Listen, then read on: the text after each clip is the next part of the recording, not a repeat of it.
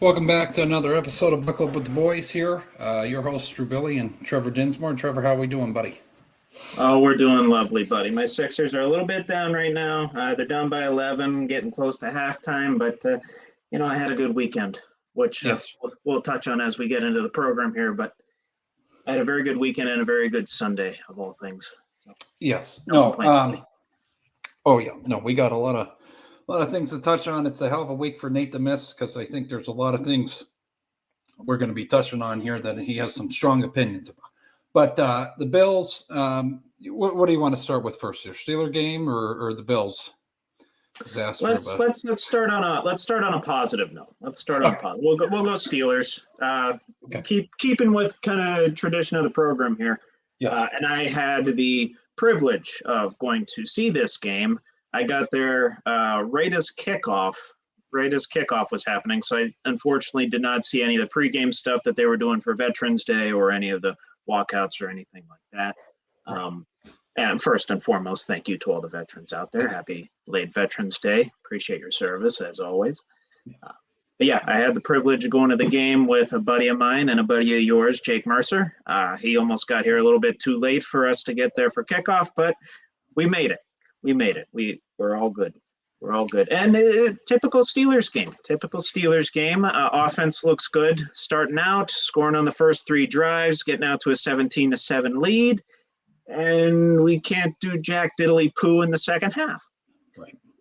Go figure. Whether it's, Green Bay making adjustments or Matt Canada not adjusting his offense to what the Green Bay defense is going to do, or definitely some, a blend of both. But regardless, use a bit of a Tomlinism here. It doesn't have to be pretty. Right. And it rarely is with the Steelers. Rarely is. But the fact is, we're 6-3. We could be at the top of the division next week if all falls where it may. If the Steelers win and the Bengals win, we could be at the top of the division after, 11 weeks of football? And if you would have told me that between the Steelers and Bills, one team's going to be 6-3 and one team's going to be 5-5, you probably could have guessed who I would have picked to be who. Right. And it's reversed. But I do obviously got to touch on Jaylen Warren coming out as the running back one. He got the intro as the starting running back for this past week's game. Najee is still first on the depth chart, but Jaylen got announced as the top running back, and he had the top day between the two. He had 101 yards. He had a touchdown as well, contributed, I believe it was 10 or so receiving yards, couple of receptions there. Najee, pretty similar stats, had 82 yards, a touchdown, and I think had around 20 yards receiving. So leaned very heavily on the running game. Not a whole lot from Kenny, not a whole lot from Deontay, not a whole lot from Pickens, not a whole lot from the passing game as a whole. I believe Kenny only had something around 126 passing yards, but he took care of the ball. I don't believe we turned the ball over. Didn't have a whole lot of penalties. Played Steeler football, and thankfully got the 2 interceptions on the last 2 Green Bay drives in the end zone there. That Neal had a great game. And I want to point out this too. Landon Roberts had a great game too, because if Landon Roberts doesn't make that tackle on Aaron Jones as they're going in, yeah, because remember, he was caught in man coverage against Aaron Jones on a nice little boot play. And Landon Roberts got a shoestring tackle to keep Aaron Jones from getting in the end zone. Steelers force a field goal on that drive. Green Bay doesn't get a touchdown the rest of the time. Right. Of course, the missed extra point, the blocked extra point by the Steelers made a pretty big difference in the game as well. We could have won the game 20-19, but Boswell had to tack on 3 more. And to date, this season, Boswell's only miss was that 60-yarder as a result of that offensive offside. Bullshit. So, yeah, and I think everybody knows. So throwing that out there as well. Typical Steelers got outgained again. Yeah. Typical Steelers got outgained again. Gave 60,000 plus that were in attendance several heart attacks during the game, but ultimately they won. So That's the only thing. That's the only stat that matters. How many points are on the board at the end of the game? Right. No, we keep the other team, so I'll take it. No. The other thing, yeah, I mean, the defense all around Steelers, Kenny, I'd rather, I'd like him to have 200 plus passing yards, but no turnovers. No turnovers. No touchdowns, though. Correct. Yep. It's which I think we're going to have probably a 8-minute to 10-minute segment on the Bills, but I'd rather have that than Josh Allen slinging the ball around like a madman. That's just my opinion. That's up for debate. I don't know how well Josh Allen would do in Matt Canada's system. Oh, Jesus Christ. Yeah, no, but again, like you said, I think a lot of fans out there have to say, who the hell would have thought the Steelers would be 6-3 and then, and the Bills be 5-5. I mean, it's shocking. But to head over to, the Bills news here. Are you shocked by Ken Dorsey getting fired today? Not really.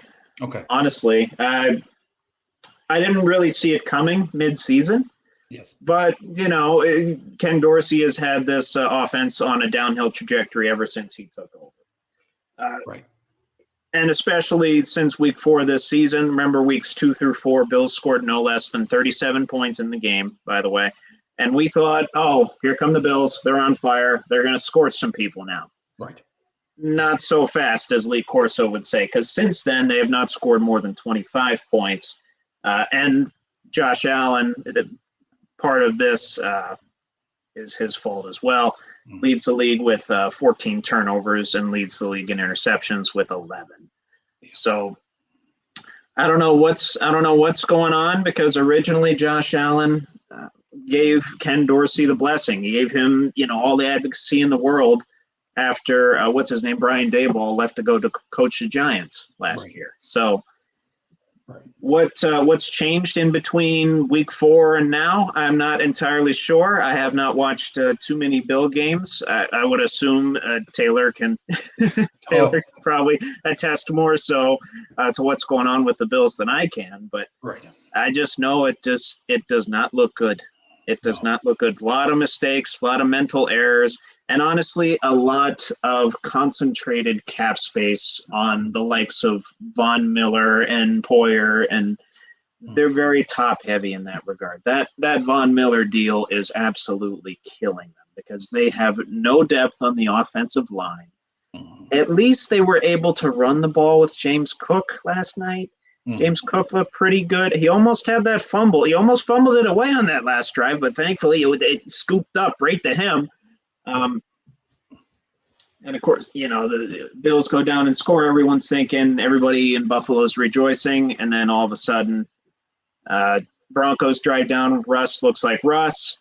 And then, of course, Will Lutz misses the field goal, but Bills have 12 men on the field. It just the cherry on top of all the mistakes that occurred for the Buffalo Bills. I don't recall how many turnovers that they had. I think it was 2 or 3 turnovers, but I don't recall Denver. I think Denver might have had 1 turnover, if I remember correctly. I didn't look at that to start the game, but I know just watching that second half, it's looking ugly in Buffalo, man. It's not looking good. And part of it, too, is, the slow starts. The Bills keep getting out to these slow starts. We're used to them, putting up 14, 21 points within the first 20 minutes of the game. Yes. That hasn't happened since that little 3-week stretch when they scored 37 at least. No, I agree with you. The issue is if you watch them play, and I'm no Bills fans, if you're going to watch this, you already know how I feel towards you, but I'm going to try to have a little sympathy and empathy for you folks out there. Josh is not understanding. He can't force the ball in the spots that he wants to. And I don't know if it's on the wide receivers not getting open. The other thing, Stephon Diggs only has 40 fucking yards receiving. That is an issue.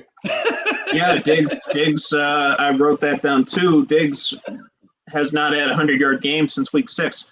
I mean, he had a 100-yard game first 6 games. Last 4, he doesn't he's struggled to crack 50 or 60. Right. And I got to say this. I understand you want a Dalton Kincaid and you want to run that, and maybe that's Dorsey, but I'm going to tell you, the GM needs to be on a hot seat here too, because you're making the final decision here on draft night. Oh, hey, we're going to get this guy, and McDermott and them, they all get in a cluster there and talk about it. You should have drafted an offensive lineman. That's why I was so pissed on draft night. Oh, yeah. Your line is worse than the fucking Steelers. I'm going to be quite honest with you. I mean, Josh at times it looks worse than them. Yeah. No, absolutely. Josh has no time. You can't run the ball. James Cook caught fire there. But, I mean, all around, it's a dumpster fire in Buffalo right now. And, to come into the game, you probably already know the statistic. I don't want to steal your thunder if you're going to say it, Trevor. 65% coming into the game. You lose, 33% chance of making the playoffs now. Yeah, I mean, I saw that stat. Yeah, I didn't see the chances before the game, but it basically cut in half. I mean, your chances to make the playoffs, because let me pull up their schedule here too, because I know they mentioned last night that they have the third toughest. I think it's like the third toughest schedule left. So, yeah, while I'm trying to pull that up, it does not look good in Buffalo right now. A lot of guys could be on the hot seat this offseason. Could be some major changes too. And I hate to say it now, it's no longer the Buffalo Bills division to lose, and I think their window has closed. I'm buying into that now. I'm gonna while you're pulling that up too, I'm gonna throw a very, very loaded question. Is Dorsey's firing an opening door to clearinghouse? Is this hey, we're not fucking around anymore? It could be, or boy. it could just be them needing a new voice as OC, because the guy that they promoted, the QB coach Joe Brady, he actually has OC experience with the Panthers under Matt Rule. And he was the QB coach at LSU during that 2019 season. And we all remember what happened that season. And, of course, Joe Burrow has come out and given him high praise as an NFL coach. So, I don't know. Maybe they just needed a change in philosophy, a change in voice on offense. I mean, their system's not going to change, but maybe just Josh needs a different voice in his ear. I don't know. Right. I do have their schedule up now. Okay. So next week they're at home against the Jets. They should win that game, but I thought they should have won the Denver game. So I don't know. Right. Then they go to Philly. Then they got their bye week 13. Week 14, they go to Kansas City. Oh. Then they got Dallas at home. Chargers on the road. That's tricky because the Chargers seem to be catching fire now too. They're scoring a lot of points. They're also giving up a lot of points. Side note on that too, that game ended with a field goal. That was one of 6 games to end with a field goal, NFL record for a single week. All right.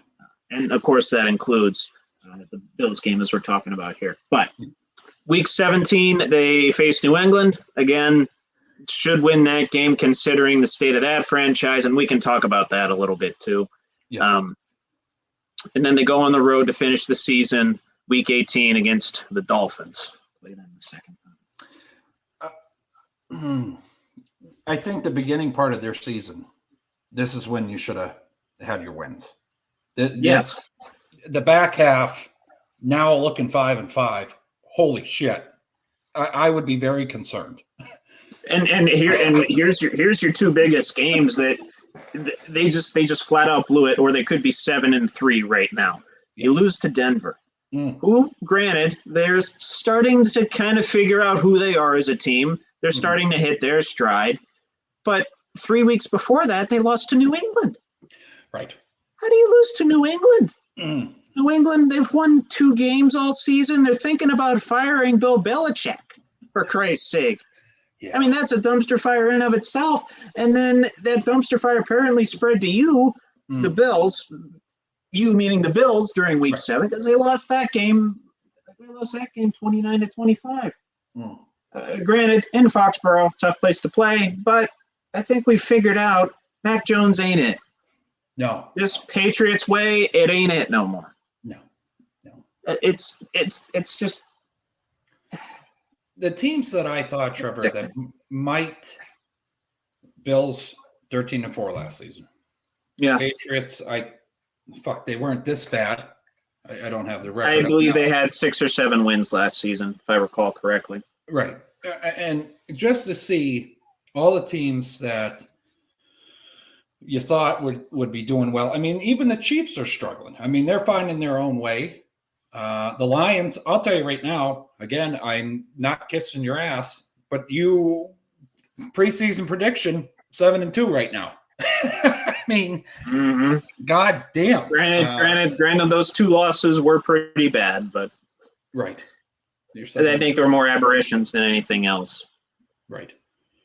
No, the Patriots actually won 8 games last season, by the way. They won 8 games. 8 games. They went 8-9 last year. I mean, the state of the two, it's just interesting to me. I'm really interested what's going to come out of Buffalo. I hope Josh Allen figures it out. Like I said on Facebook, man curse is hitting him. Hopefully he can go visit a voodoo doctor and get rid of that curse. I don't know. Literally, like freaking Peyton Manning and Jeff Daniels, the Dumb and Dumber, Jeff Daniels. Mm-hmm. They went and did a segment on Peyton's Places last year where they proverbially lifted the Bobby Lane curse. Oh, wow. What's going on with the Lions now? Right. They got 85% chance to make the playoffs? Would you say 2 losses on the year? I mean, granted, those 2 losses were duds, but other than that, man, they're hot. The Lions, they're hot as all hell. They're hot as all hell. I mean, granted, I did also say the Lions would have a top 5 defense. That's not working out at all. They have their defense is ranked 20th in fantasy, something along those lines, but. Right. Regardless, they only have 2 losses. They're just clicking. They're getting the right guys the ball at the right time. Amon-Ra's back now. Montgomery's back now. They got that 2-headed monster in the backfield. They got Laporta, who I'm going to give myself some more flowers on. Yes. Laporta call. Iowa tight ends, buddy. Don't bet against them. Right. But yeah, right now they're leading the division, and surprisingly. The Vikings are right behind them. Yeah, Josh Dobbs. I mean, that's another guy. I mean, it's just a really fucked up year. I mean, who would have thought? It is a weird year. It's a very weird year. It's gone all in some ways topsy turvy from what we thought it was going to be. Mm-hmm. I mean, just to carry over to other things here, the Ravens and Bengals were both upset at home on Sunday, ahead of their anticipated game, which we'll give our predictions later in the show here. But Baltimore Bengals, I did not think they were going to drop these games. But I mean, both ugly games, Trevor. I'm watching the Steeler game, but at the time I didn't catch the games.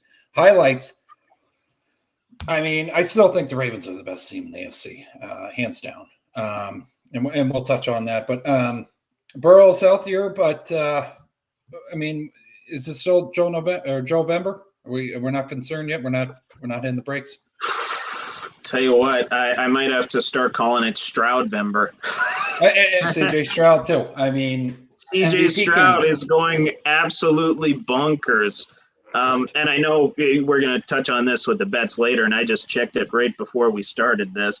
CJ Stroud minus 2,000 offensive rookie of the year. Those are the odds on FanDuel. Minus 2,000. It's pretty much a lock as long as he doesn't get hurt. Right. And as long as he keeps that shit up. And we've talked about 3 games now to end on field goal. That one ended on a field goal as well. For a kicker, Amendola, that they just signed this past week. Right. Again, weird year. Yeah. The Bengals lose at home in November. I don't understand it, but I know CJ Stroud is for real, at least for now. I mean, obviously, I always say wait for the second year until some teams have the film on the guy to see if he's for real, because, a lot of these rookies, sometimes they pan out, sometimes they don't. Right. But I'm just saying, And I called this from day one. I said it on draft night. C.J. Stroud was the most pro-ready guy out of that class, out of the QB class. Yes. I stood by that, and I got to give myself a little pat on the back, give myself some more flowers, stroke my own ego a little more. Why don't I? Right. But yeah, Burrow too threw a couple picks in that game. Cincinnati really couldn't get the run game going, couldn't really play it too much at their pace, and it allotted Houston a lot of time to do what they want to do, and that's spread the field.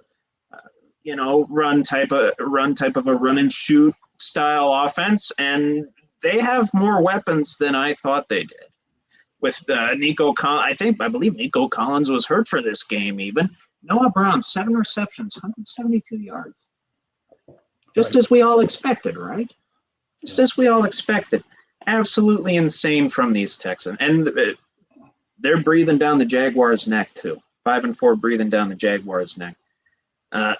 Not to mention, too, Tank Dell had another touchdown. Dalton Schultz had 71 yards. Hopefully they can get John Mechie going, for his sake after he battled the leukemia. I want him to have a good season. I want him to have a good NFL career. But, Devin Singletary as well. 30 carries, 150 yards, and a touchdown. They finally got the running game going. Right. Just absolutely insane. Time of possession was pretty even on both sides here. And believe it or not, the Texans lost the turnover battle. They lost a couple fumbles and Stroud threw the one pick as compared to the 2 interceptions that Burrow threw. So very even ball game. I wish I could have watched it, but of course I had my priorities. Right. I paid $200 plus for Steelers tickets, so I'm gonna go watch a Steelers game. Yeah. Oh hell yeah. No. But no. Boy, what a 1 o'clock sleep to miss, huh? It was, I think it was one of the most stacked 1 o'clock games this, on a Sunday this season. I mean, it was very, and it's amazing. Again, the Steelers are the only team out of the AFC North to win. What the fuck? That is true. No. The Browns beat the Ratbirds. Browns, yeah, right. Browns Right. beat the Ratbirds. Yeah, right. yeah. But no, it's just the one. So switch over to predictions here. I do have to say one more thing. If you're a 49ers fan, how bad? One more question, Trevor, before we do this. Deebo Samuel coming back. Yes. It's literally springboard that offense. Just they were shit. He comes back. It's like they picked up, like it's like a lost horse that you found, and you just saddle back up and you're ready to go. I mean, what the fuck? He's that versatile a piece. When you have a guy that you can plug and play pretty much anywhere on the field, it makes that much a difference. I'd have to look up the metrics on this, but I know the Niners are a hell of a lot better with Deebo on the field than they are without him. I mean, Christ, we know that on the defensive side with TJ, with and without.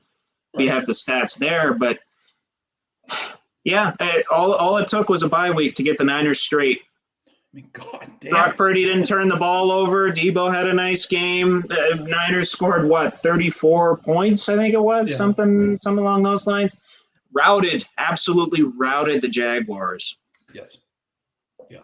And I tell you, if it's anybody other than the Niners and Eagles in the NFC Championship game, I'm going to be disappointed. Oh, yeah. I'm going to be very disappointed here. At this point. Trying to get back to the Week 10 stat. Oh, yeah, 34-3 was the final of that game. Brought the Niners to 6-3.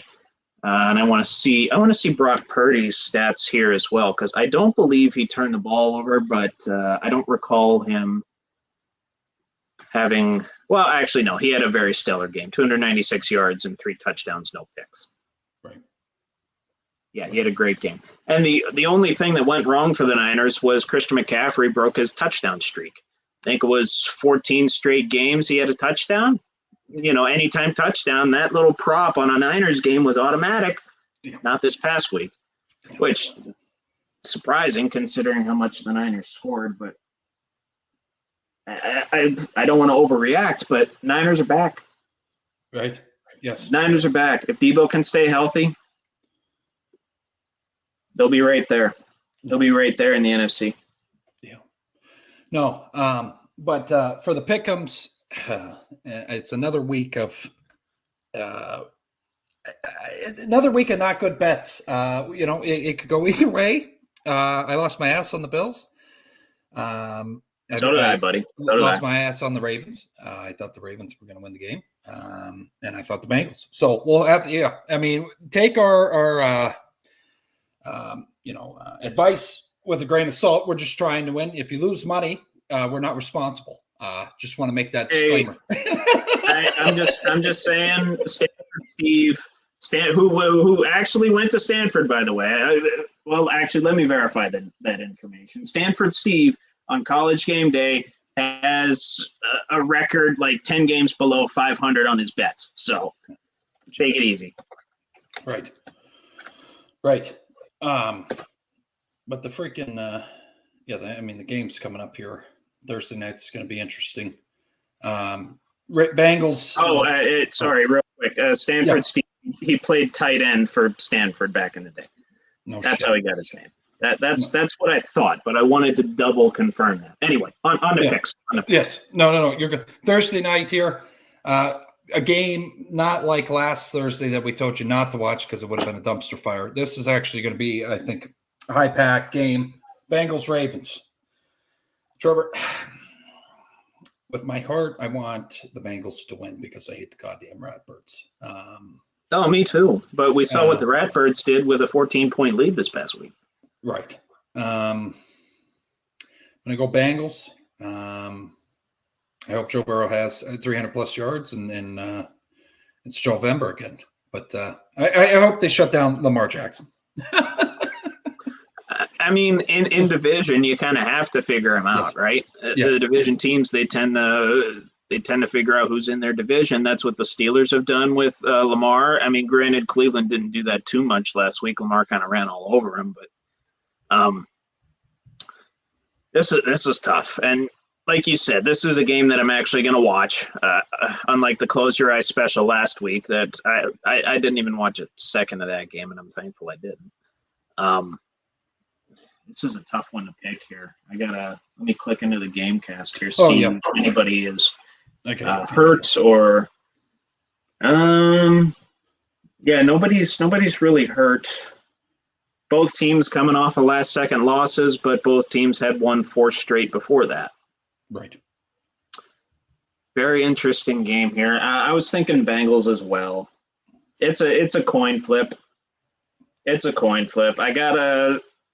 I preached the Jovember narrative throughout the offseason and into the middle of the season here. So I'm gonna ride with that. Plus, I can't stand the damn Ratbirds. Right. I hope they lose 2 in a row. And spoiler, I'm picking the Steelers. I want them to vault ahead to the division lead because, I don't know if a division leader this far into it has been outgained in every game, and I just want them to make that little piece of history. Right. No, but would you the point total here 46? You going over or are you going under on that? Tell you the truth, probably the under. Short week, offense is coming off of emotional heartbreaks. Yes. No, if I were to touch that, I would pick the under. I'm not going to touch that at all just because on principle, I don't touch the over-under on Thursday night games. Although I probably should have last year. I should have just, auto under. But, with this game, that might not bode as well. So I'm leaning under, but not going to touch the over-under on that game. I'll throw some money at some props and stuff of that nature. Right. And then we got the, Pittsburgh Steelers here against the Browns. I think everybody knows where we're going to go with this. We have the Steelers winning. Spread, I take the spread on that. Steelers -4. I think yep. 3.5 according to Caesars. I know it's 4 on DraftKings. Yeah. But Deshaun Watson's playing. It doesn't really matter though. We already kicked their fucking teeth in, so who gives a shit? Yeah, and we proved that with well, even them without Nick Chubb, they kind of ran it down our throat a good bit. But Yes. Right. Deshaun Watson looked good in the second half last week. Led that game-winning drive down the field, using his legs a little bit more. And you know how we tend to struggle? Well, we don't tend to struggle against running quarterbacks. We tend to struggle against scrambling quarterbacks that scramble every now and again. Not that RPO BS that you don't like and you want banned. No, I know. But no, of course I got to pick the Steelers. It's really weird to pick against them right now, even though they keep getting outgained every week and seemingly outplayed in some of these games. And I'm gonna be honest, the Browns' offense outplayed our offense the last time we met. Yes. Just the two defensive touchdowns got us over the top in that game. And I don't know how Steelers will find a way. Tomlin always finds a way, especially against the Browns. Steelers own the Browns. Come on. Yes. I mean, Christ, Ben has more wins in Cleveland than any Cleveland quarterback for a long period of time there. So, yeah, give me the Steelers, please. Yes. No, all day. I mean, you should already knew that before the pick'em even started. Geez, you wear that Kenny jersey every week. Oh, I'm gonna pick the Browns. Raiders. You would immediately lose any sort of credibility that we had to begin with if we picked against them. Right. Raiders Dolphins game. I'll tell you, the Raiders showed me something against the Jets. Nail biter. It was a very good game. Yes.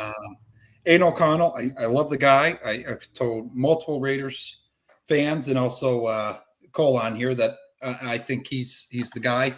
Struggled a little bit. But I do not think they're going to beat the Dolphins. But no.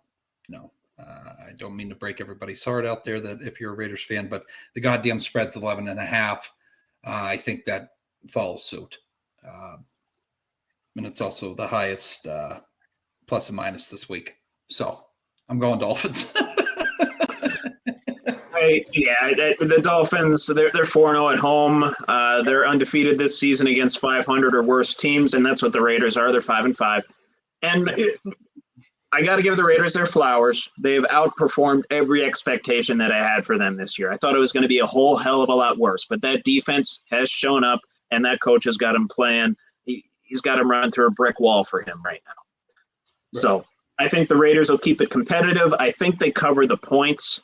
But I still have the Dolphins getting the win in a decently high-scoring game. I want to say the Dolphins score around 28. I'll call this game 28-20. That's what I'll leave it at there. I think Tyreek Hill has another big game, and I think Tua commits 0 turnovers in the process. Okay. Yep, I agree with you on that. Bears Lions. This is kind of a shoo-in. Lions are going to win that game. I don't really need to go any further on. Yeah, Lions comfortably. Bears are the laughingstock of that division. Lions have been on an absolute roll. Spread on that, according to Caesars, 9.5. I don't know what DraftKings FanDuel has, probably something similar. But no, I've been on board with the Lions all year long. I'm going to keep riding that. Lions comfortably at home. Yeah. No, and I take the spread 9.5. That's. Oh, absolutely. Honestly, I might go alt spread 13.5. I would up it to that much. Holy shit! Yeah, I tell you, Trevor. I would. It's spicy take here. I know, but the Lions can score them in bunches, man, and the Bears tend to give them up in bunches. Of course, except against the Panthers, they only gave up 13, but that's the Panthers. Right. Other than that, before that, they gave up 24, 30, and they actually beat Las Vegas 30-12. And then, actually, they only gave up 19 to Minnesota as well. So, could be interesting, but could be interesting because it's a division game. But Detroit, they're too hot right now. Yeah, they're too hot right now. I can't pick against them. Titans, Jaguars. Very interesting game. I think this is gut check time for the Titans. I think it was a while ago. Yes. I enjoy Will Levis. Jaguars, I mean, hold on here if I can pull up the fucking game. Spread 6.5. Jaguars are favorited. I don't know though. I mean, after last week game, I don't know, Trevor. This game here looks like this could be a precursor to them fucking completely flopping on their face if the Jaguars lose this, or they could, get back on the path that you were on. I don't know if I'm going to touch this game. I just feel uneasy. Some reason about this game, I'm not. But if I'm going to say, I'm going to say. Well, I tell you what, I might. I'm going to say the Titans. Titans to win outright. Yes. Wow, that's pretty bold considering, Henry's been a little topsy-turvy. Right. Will Levis has been gritty. I'll give him that. Yes. I'll give him that. But I got to take the Jaguars. I know they're coming off of a big loss, 34-3, at home against the Niners. They're angry. They're pissed off. That could be good teams beat the teams that they're supposed to beat, and the Titans are a team that the Jaguars are supposed to beat. That, and like I said, Titans are 0-4 on the road this season. Give me the Jags all day long. Spread is what, 6.5 on that game, Drew? 6.5. 6.5. Yeah. Yeah, I would take some money on that. Take some money on that. Or honestly, it depends how I feel on Sunday. We'll see how things unfold with injuries and who's practicing and who's not. I might throw that one in a teaser just because it's a division game. Okay. And then we got the Chargers-Packers. Chargers are hot right now. I like Herbert. Packers. Jordan Love, I really thought he was a special talent. I don't know if it's because he's facing a stacked team, stacked defense, but going Chargers this week, that's a no-brainer. If you even need to think about it, I don't know if you should be betting. No, yeah, I'm with you. The roller coaster of the Chargers continues. Yes. The Chargers, I like to call them the Atlanta Falcons on steroids because they put up so many freaking points and they give up so many freaking points. Right. But no, even with that, last week, Herbert 323 yards, 4 touchdowns, and a pick. He's getting right. I think that offense is getting right. That defense just has to get up to speed a little bit. And I think that they have an opportune time to do that there. Actually, I do want to check one thing with this too, because that might make a huge difference in this game, the weather. Because it is in Green Bay. In Green Bay. Ooh, 48 and rainy. Ooh. Yeah, you're right. Wow. Okay. Well, yeah, because we know how Green Bay can pound it with A.J. Dillon and Aaron Jones. Yep. Keep Love to the short yardage throws, which he does excel at. Yep. Short to medium throws, Love excels at, but I think he's bottom 10 in 20-plus yards of air in terms of QB rating. Yep. Damn, that's a tough one. That's a tough one. That's a tough one. But no, I'll stick with the Chargers. I know I've gone all favorites so far, and I'm doing it with this one. Okay. That one's kind of another flip of the coin. Actually, no, I did pick the Bengals. They weren't favorites. Right. But anyway, yeah. Yeah, no. Cardinals, Texans. Kyler Murray's back. He is. God. But I just think the Texans, that is closer in the plus and minus than I thought it would be. I mean, oh yeah, they only got Texans at minus 200 and Cardinals plus 168, and the spread's only 4.5. Yes. Yes. Are we expecting a fucking close game here, Trevor? What are we? I'm going to go Texans, but I don't know after seeing that. Yeah, no, after Kyler Murray's performance last weekend, had a touchdown and close to 280 all-purpose yards. Yep. Did throw the pick. Yes. Did throw the pick, but there's just a different energy in that building when Kyler's quarterback. Yes. And the fact, Modern Warfare 3 came out last week, right? And Kyler Murray went out and won a football game. Right. That tells me this might be a different Kyler Murray than the one we're used to seeing. And for that reason alone, no, I can't do it. I'm still picking the Texans and Stroud. That will be a good game to watch, though. That'll be a very good game to watch. I know Cardinals 2-8, the Texans 5-4 on paper. That might not look like a good game, but the spread's only -40. Houston over under 47.5. Honestly, that might be a game that I throw on during the 1:00 slate. Yeah, I like that one a lot. No, that's a. And then the next one here, Cowboys Panthers. Fuck, Cowboys. I don't really need to go any further with it. I like Frank Wright. I like him. I do. The guy's just put in shitty situations. If he's fine at the end of the year, I'm going to be fucking pissed because Colts dealt him a shit hand. Mm-hmm. And the Panthers kind of dealt him a shit hand here. He has not DJ Moore's not even there. He's on the Bears now, I believe, right? DJ, I'm trying to even think of weapons. For the Bears, yeah. Yeah, I'm trying to even think of weapons. Thielen. That's it. And he has like 100 plus yards because he's the only fucking wide receiver that can catch a ball. Yeah. No, I know. Yeah. At one point, he was top 10 in fantasy. So, yeah. I mean, I don't know if that's the case now, but I believe when I checked a few weeks ago, Thielen was still top 10 in fantasy. So that should tell you, what kind of weapons that they have. But the Cowboys all the way. And I do have to give Dak his flowers. He's been one of the better quarterbacks over these last 4 games, has a 12-2 touchdown interception ratio. And he's led the Cowboys on some pretty good scoring efforts. I will say that. And I want to check here to see what the Cowboys have done these past several games. Yeah, their only major loss these last 4 games, Philadelphia, 28-23. Even that was close. Other than that, blew out the Rams, blew out the Giants, doing exactly what they're supposed to do now. Yep. I don't want to say no part of me wants to say the Cowboys are back because we all know how I think it's going to end, how it ends each and every single year for this team. But they win this game pretty handily against a pretty putrid Carolina team. This is another team that they should beat and another team I think they will beat fairly handily. Yeah. No, I agree. Giants, Commanders. Real quick before we get into that. Yes. Prayers up to Leighton Vander Esch with a neck injury. He might be, not only is he done for the season, his career is potentially in jeopardy as well. So shout out to Leighton Vander Esch.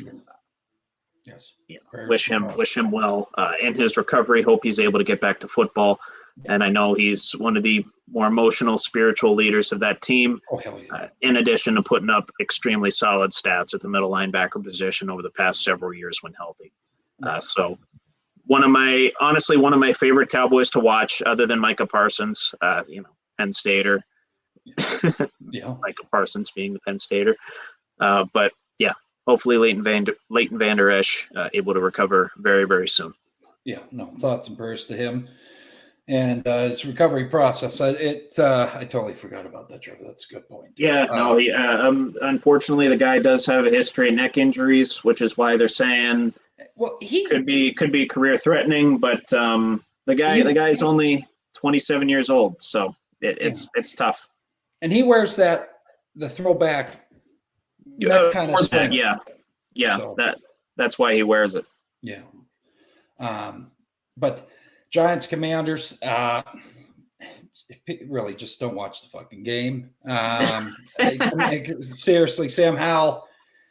Yeah. That's really all I'm interested in seeing out of that game. Commanders are going to win it. Dable, I swear to God, I don't know how red his head can get during a game. If it's sunny out. I mean, he gets fucking pissed off.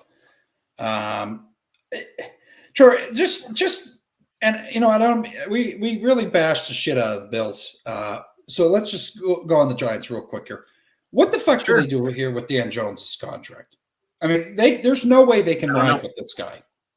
I don't know. I believe out of that $160 million, I want to say around 120 of it's guaranteed. So they're going to be paying him at least $30 million a year. But literally, the guy has been one of the worst statistical quarterbacks in the NFL since he's gotten there. Other than last season, he has the most fumbles since he's gotten to the league. His touchdown interception ratio isn't too pretty, and honestly, his overall passing stats they ain't too pretty either. That's of course well documented. We know Saquon is that entire offense at this point. But you bring in a Darren Waller, and you think he's going to make a difference. And lo and behold, you need an offensive line too, bud. Need an offensive line too. And I honestly forget how many times Daniel Jones has been sacked, but I believe it's up there with tops in the league since he's gotten to the NFL. So, yeah, you can't have what they're going to do with Dan Jones, what they're going to do overall. I don't know. It is an absolute mess. It is an absolute mess right there. And I saw a stat last week. I might have brought it up on this program, and I want to verify it again. The Giants, I believe, were the only team. They're obviously the lowest scoring team in the league. But I believe they're the only team with a negative 100-point differential or more. Holy shit. Let me verify that information really quick for you guys live on the spot here. But overall, huge disaster of a season for the Giants. And we thought it was going to come in with a decent bit of promise. Like I said, making the free agent moves that they made and being able to somehow re-sign Saquon for another year. It's unfortunate. Yeah, here you go. Giants have a negative 148-point differential. The next closest, New England at minus 97. Right. So let me do some quick math for you. That's 51 points, a difference between lowest and second lowest point differential in the NFL. Jesus. Giants have only scored 118 points on the year. Damn. No, and you can't also Daniel Jones stat here to throw out here, which is shocking to me. 208 yards passing average per game. You can't fucking have that. You can't. It's just without a running game and without a defense, that's not going to work. No. He's not Eli Manning, and I think they thought he was going to be, same kind of build, Trevor, same kind of play style in a way, maybe more mobile. But he's just a little more mobile, a little bit taller as well, able to see over the line a little better. But right. I mean, it's just fucking shit storm over there. But 49ers, Buccaneers, fuck. I'll tell you right now, watching the game, Mike Evans and Baker Mayfield have some special connection. It does not matter, though, against the 49ers. They're going to shit stomp the living hell out of the Bucs. They're going to sink their ship. Not even going to be a game. Spread's 10.5.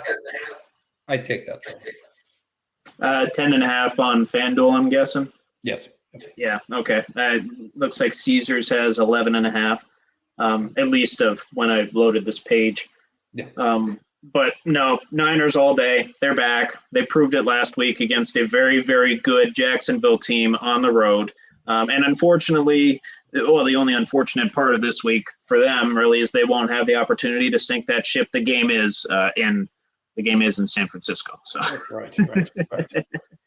As much as I would love for them to go to Tampa Bay and win, no, Niners win this one handily, and I think Debo has a bigger game than he did last week, and hopefully McCaffrey can score a touchdown again and bring that automatic bet back. Yes. Yeah. No. And then it's a team we just kind of little shove and push here at the beginning of the show. Bills and Jets. I'll tell you this, and I don't give a fuck how much backlash I get on this. If they lose this fucking game, lose out. You're done. They're not going to lose out, but I mean, if they lose this though, they've already lost to two teams that they were supposed to beat fairly handily, as I mentioned earlier, the Patriots and the Broncos. And these fuckers too, I think. I'm with you here. With you here. You're playing statistically since he got into the league, I believe the worst or the second worst starting quarterback in the NFL in Zach Wilson. I mean, I know he's shown his flashes, but hasn't shown anything more than that. No semblance of consistency whatsoever. No. Guy makes me nervous. This is the ball. He does, yeah. Well, Josh Allen does the same thing, but for different reasons. Josh Allen, Zach Wilson's, too careful. He's not going to do jack diddly poo. Josh Allen's going to do a little bit too much, or he's going to separate his shoulder trying. Right. Right. So I don't know. I don't know how to handicap this game at all. I go back to Go ahead. Rodgers tears his Achilles against you. Opening night. Yes. You cannot get the job done. You have mother-loving Zach Wilson come in the game. Somehow they skid by the by the edge of their fucking teeth. They beat you. I understand it's in Bills Mafia territory, but I'll tell you right now, that front line, Trevor, with the Bills offensive line in shambles, it's just a shitstorm. I mean, they have good. Mitch Morrison stand next to Josh Allen or sit next to Josh Allen in the press conference last night, and he's basically answering all the questions because Josh can't fucking get his thoughts together. I wouldn't take any rushing yards. No props on that. It's going to be a very low scoring game. The spread 6.5. I would not take that. I mean, I'm not trying to pick on the Bills here. No, this is a game I'm probably not touching as well. I don't see myself throwing much, if any, money at this particular matchup. Yeah. I was trying to. Well, yeah, the Bills are bottom half in rushing defense. If anything, I'll throw money at Breece Hall over on rushing yards. Right. Because I've said it once, I'll say it again. Magic happens when you give Breece Hall the football. Damn good. They just got to ride him. They got to keep the ball out of Josh Allen's hands. That's what the Broncos did. They ran the hell out of Javonte Williams. They kept the ball out of Josh Allen's hands. Lo and behold, forced some mistakes from the Bills. This is, but at the same time, Jets have the second worst rushing defense in the NFL as well. Right. So weirdly, this is probably going to be a rush-heavy game. Yeah. I would think this is a rush-heavy game, especially it's going to be in the cold and rain, similar to I forget which game I said. Green Bay, similar to the Green Bay game. Yep. A lot of rushing, a lot of maybe some sloppy play, maybe some fumbles going back and forth. Going to be a tight division game. I keep picking them, and they keep letting me down. Yeah.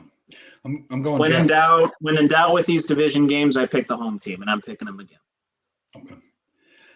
I'm going to be hard on him. I'm going Jets. Sauce Gardner on Stephon Diggs. His chops are going to be fucking going. Oh yeah. As well they should be. They should be. Like I said, Diggs hasn't had a 100-yard game since week 6. He ain't getting. I don't think he gets it on Sunday. I'm not touching any receiving props. No. None. No. Not even Garrett Wilson, I don't think. No. If anything, Dalton Kincaid. Yep. If anything, Dalton Kincaid. I'd have to take a look and and I'm sprinkling money on that. I'm not throwing the whole wad on it. I'm sprinkling some cheddar on it. No. Interesting game here, Seahawks Rams. The Rams are quiet, and I don't think. I mean, the Steelers beat them. I know that. McVay, he's one of the best coaches. Pete Carroll's one of the best coaches too. Geno Smith, he's just a dog, Trevor. So I'm going Seahawks. I know it's in LA, but I'm going Seahawks all day. No, I'm honestly on board with you too. Cooper Kupp hasn't had any more than 4 receptions in his last 3 games. I think he might have a bit of a bounce back game against this Seattle secondary. But at the same time, Seattle's able to score a lot of points too. And as long as they're not playing the AFC, Seattle's been just fine. They're right there with San Francisco. They're 6-3 too. Keep in mind, they're 6-3. Yep. What's the spread on that game again, Drew? I apologize. It's 1. 1 toward the Seahawks. Toward the Seahawks. Ooh. And we got 2 minuses here, very low minuses. 106 or 102. I was going to say yes. Yeah, that's awfully low. Well, it makes sense because again, it's a division game. They got to handicap it for that. Yep. It's in LA, but again, Rams have struggled at home. They're only 1-3 at home. Yep. Seattle 2-2 on the road. Over under 46.5 on that game. Honestly, I like the over for that. I like Cooper Kupp, like I said, to have a big game, and I like Geno Smith to have another big game as well. I think this will be decently high scoring. I will take the Seahawks as well. I'll take the Seahawks to go start the season 7-3. Rams drop to 3-7, and I want to say they contemplate a rebuild, but they don't really have the pieces to do that at the moment. Right. Unless they can't shop anybody right now. Deadline's passed, but yeah. Unless they do it during the offseason. Yeah, no. And then Vikings, Broncos. I'm going with Josh Dobbs, baby. Vikings all the way. I know the Broncos are coming off a hot streak here against the Bills, but no, Josh Dobbs all the way. Sorry. They're special. I'm with you. I think they found their replacement after Kirk leaves. Yeah, they very well could. They very well could. I mean, as long as Josh Dobbs doesn't take that NASA job that he wants, I would absolutely, keep him around as your QB after Kirk. I believe is Kirk's contract up after this season? I honestly forget. I believe it is as well. I remember Nate saying that on this program once or twice. But no, I'm all over the Vikings as well. They just keep finding weird ways to win games. Josh Dobbs is clutch as all hell in the fourth quarter. He literally needed 3 days to learn a playbook for him to go out and have a stellar second half and win a game. I can't bet against that right now. Even though the Broncos, they did what they needed to do against a vulnerable Bills team. They took full advantage of the mistakes the Bills made. And like I said before, earlier in the program, they kept the ball out of Josh Allen and that offense's hands. Yep. So, yeah. That'll be a fun game to watch. That'll be another fun game to watch, I think. Yeah. And I hope, just because I love the guy, and you know how I feel about Kirk, I hope they give him one more season. Just sign him a 1-year deal. Just give him one. You can't have him go out like that. Hey, if he's a free agent, he'll get picked up. Yeah. He'll get some team will want to pick him up. Yeah. No, he can't go out on a fucking Achilles tear. That's just, I don't think any athlete could. No. Jesus. Eagles, Chiefs, game of the week, Trevor? Dare I say a Super Bowl preview? Oh. Yes. Okay. The Chiefs are finding ways to win. They're finding ways to win without a high-powered offense. Imagine if that offense gets to be high-powered. Yeah. They'd be unstoppable. And same thing with the Eagles. They don't look great on all facets of the game. I think their secondary is a little suspect. I think Jalen Hurts is turning the ball over a little bit too much this season. Believe he already has more turnovers so far this season than he had all of last season. Yes. But no, this is my Super Bowl pick right here. This is my Super Bowl pick, and per the, fans should know I'm a big wrestling fan, and on what they call the go home or the episode of Raw or SmackDown before the pay-per-view or whatever, a lot of times they'll have the number one contender and the champion wrestle, and then whoever loses that match wins on the pay-per-view. I think that's what's going to happen here. I think the Chiefs win this game, but the Eagles, they'll win the pay-per-view. They'll win the Super Bowl. That's my pick. Yeah, no, it's so goddamn. I'm going to say very tough to handicap. Very tough to handicap. Chiefs Absolutely. win off a Butker's foot. Yeah. 3-point game. That's I could absolutely see that. Yeah, I could absolutely see that. Would not take spread it. I think it's 3.5 on here, Trevor. I would not do that. I go 3. I have 2.5 on Caesars. I think it's 2.5 too. 2.5. Yeah, honestly, that might be 2.5. That might be what I take there. I would not go higher than that shit. No, I'm in agreement with you. Yeah. If I can find the freaking game here. Yeah. Oh, yep. Oh, yeah, 2.5 on FanDuel. Yep. Yeah. Gotcha. I'm okay with that. But yeah, Chiefs. Absolutely. By field goal. Yep. Yeah. I'm all over the Chiefs for that one at Arrowhead. And Swifties will be there. Swifties will be there, and I believe they are still undefeated as long as Swifty is there. So, and plus, I'm just saying, Travis Kelce has a big game every time Taylor Swift shows up. Yeah. So he had a good concert when he was there too. Oh yeah. So keep an eye out on X. Keep an eye out on the Instagram, on the Facebook, or whatever social media platform you're on. Or in my case, Bleacher Report will probably be all over that. Oh, Taylor Swift is attending this Monday night's game. Mm-hmm. Yeah, if she is, bet on Travis Kelce having a touchdown. At least this is what I'm going to do. I'm going to bet on Travis Kelce to have at least a touchdown and probably over on his yards. Damn. Okay. And of course, Chiefs to win. And I got what's the over/under on that game, Drew? For total points, let's see here. 45.5. That's an interesting one. That's an interesting one. Well, the Chiefs have been finding a way to win these fairly low-scoring games. I mean, they won last week 21-14. They beat Denver a few weeks back 19-8. They're not blowing teams out. No. And bear in mind, they lost to Denver right before the Miami game 24-9. Right. So could be a low-scoring game. If I were to take anything, I would take the under. Okay. But like I said, I wouldn't be surprised if Kelce has a big game within that. And then similar to that, Jalen Hurts to score a rushing touchdown. I think his feet will have pretty sizable impact in this game, especially with what's their defensive coordinator's name? Spagnuolo. Steve Spagnuolo for the Chiefs. Plays a lot of man-to-man coverage. Yeah. I like Jalen Hurts to get loose every now and again and score a rushing touchdown in the process. Or even with the freaking tush push that works 94% of the time. Yes. Right. And do it that way. Right.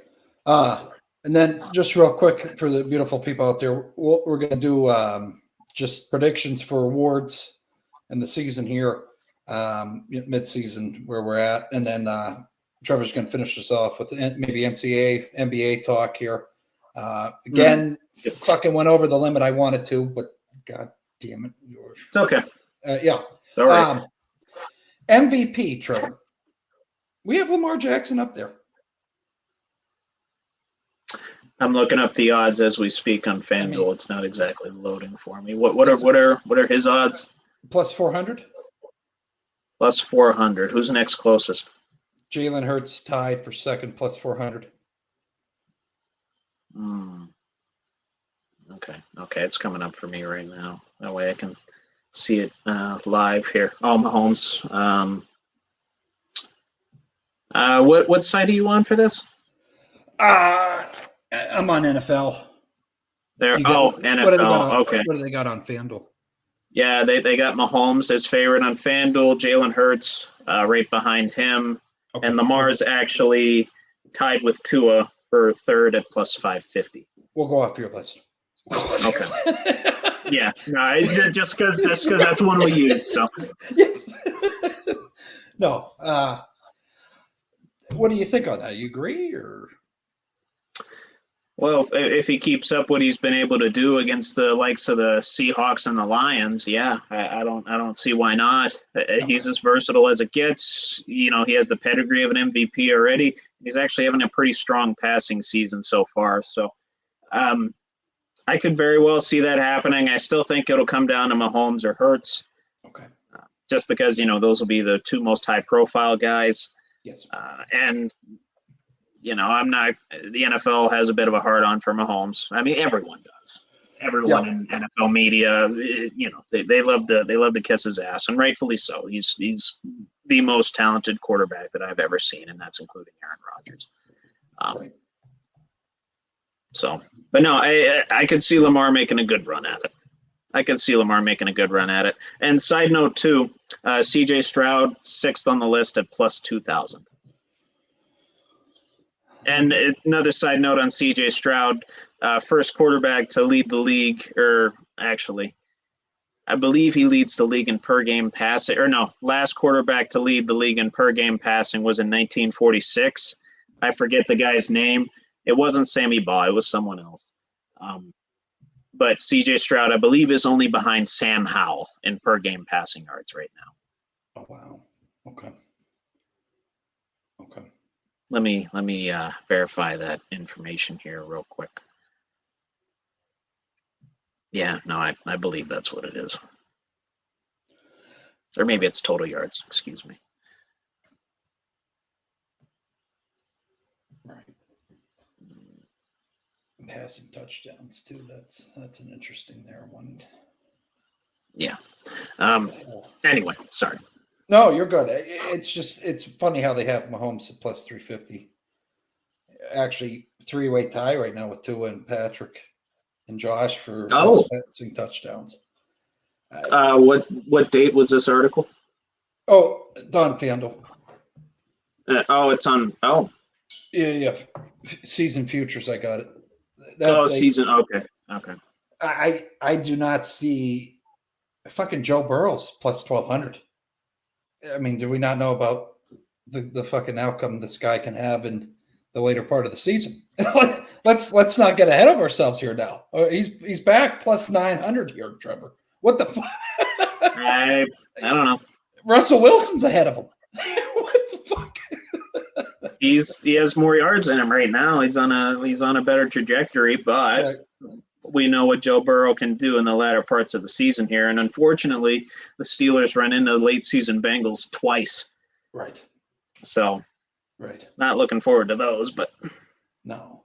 And I think everybody, you've already said it too, and I'm seeing it on here. CJ Stroud's going to win freaking Rookie of the Year. Offense. I mean, so long as he stays healthy.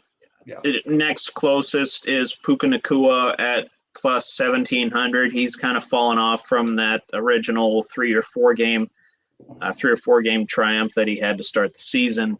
Right. But CJ Stroud minus 2,000. That's you're not making any money betting on that. No, I mean, the only guy that benefited was Nate in fantasy. Yeah, I mean, there was a lot of games he fantasy. won. Yeah, I mean, whoever drafted him, Jesus Christ, you were on a high for about 4 or 5 weeks. I mean, Jesus Christ, I mean, the guy was fucking on fire. It's just no, and then total fucking yard on here, and I think we can agree too.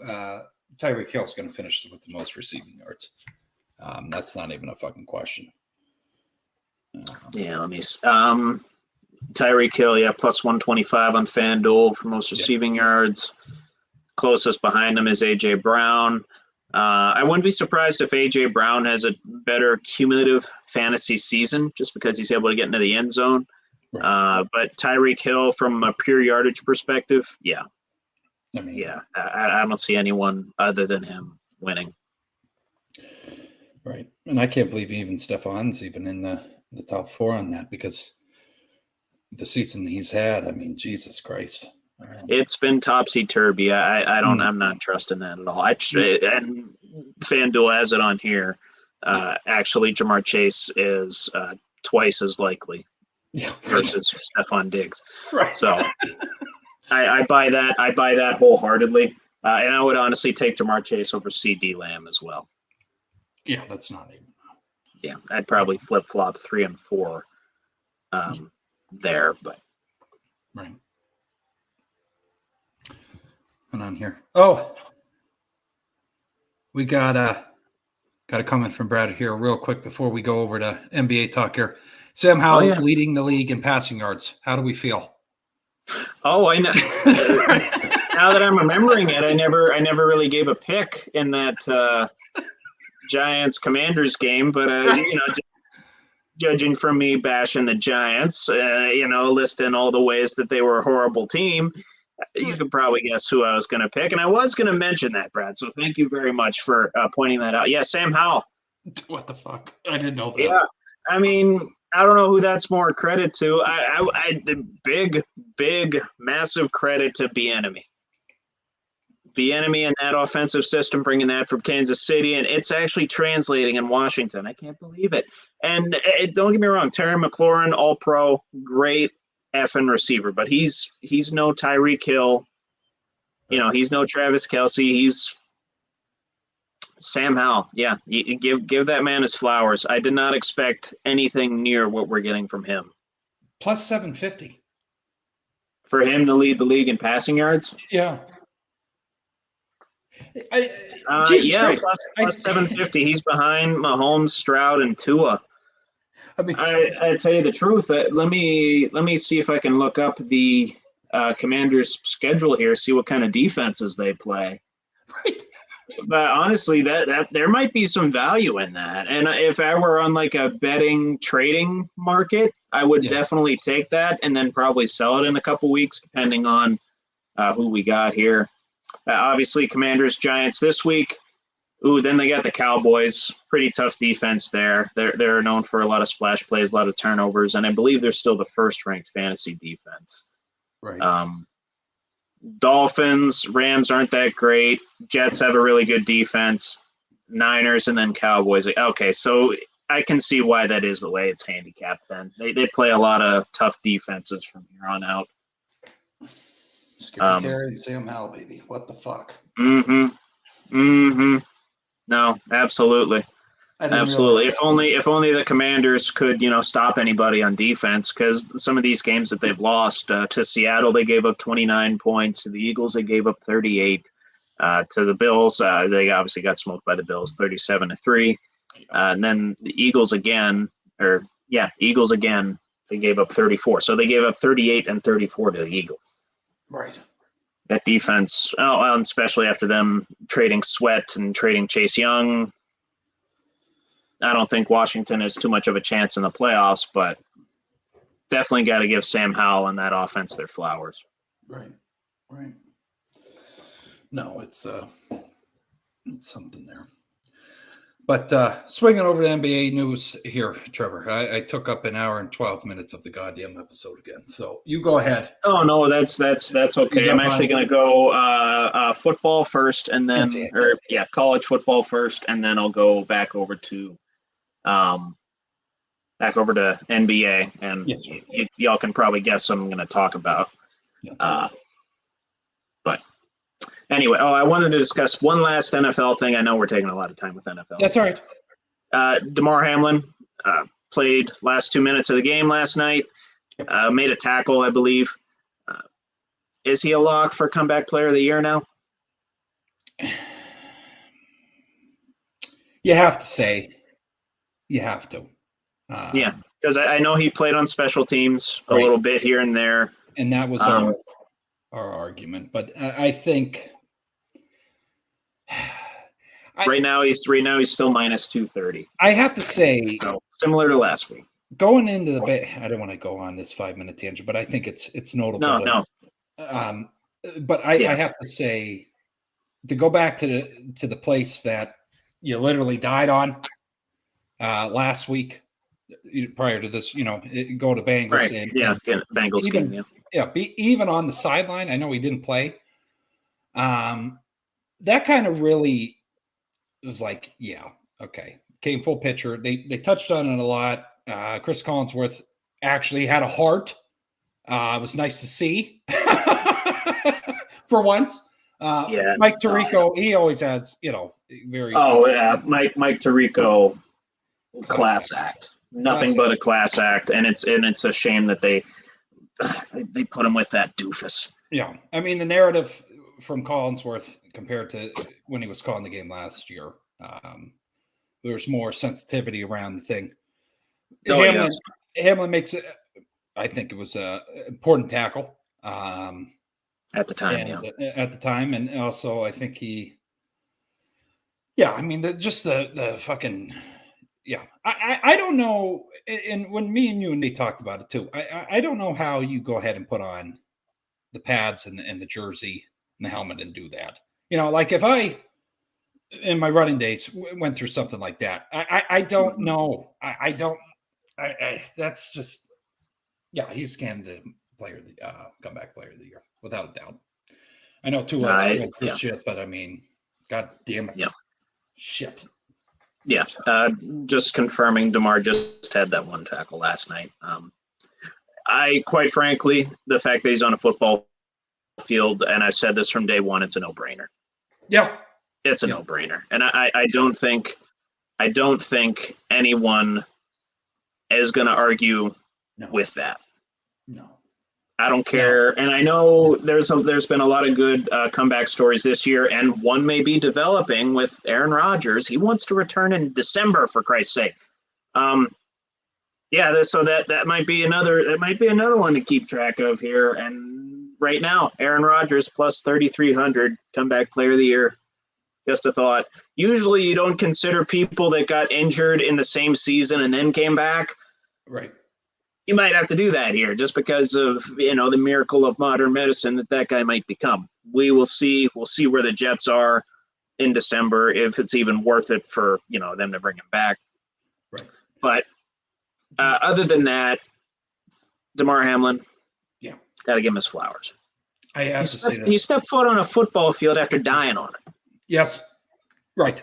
It doesn't get any heavier than that. It doesn't get any heavier than that. And I know Tua, dealing with the concussion issues and the rib issues last year, having a phenomenal season. And we've, kept track of the Josh Dobbs story with the Cardinals, now with the Vikings. Yes. A lot of great stories coming out of the NFL this season. But my opinion, the most important one, DeMar Hamlin getting back on a football field. Right. I don't care how he performs, if he performs, he's on the field. And I know we don't shy away from controversy, and I know that's why a lot of people love our show, Trevor. I have to throw this out here. There's an asshole that, and I've heard it from multiple people, but there's an asshole, and I don't know what he's on. I saw it on Facebook. I forget his name. I'm not going to go ahead and bash him because, legality issues. But he said that Aaron Rodgers, this whole injury thing, is you probably have seen it. It's fake. That never tore his Achilles. That it never occurred on the field. I just have to say this to the people out there that if you follow that, okay, let me just dive in here. Trevor, you've been around sports. Okay, Nate's been around sports. You said you found this on Facebook. Please don't tell me you went down the Reddit rabbit hole for this. No, not a rabbit hole. This is some talk show. Okay. But maybe a little higher viewership there. I hope they come over to our show after something like this.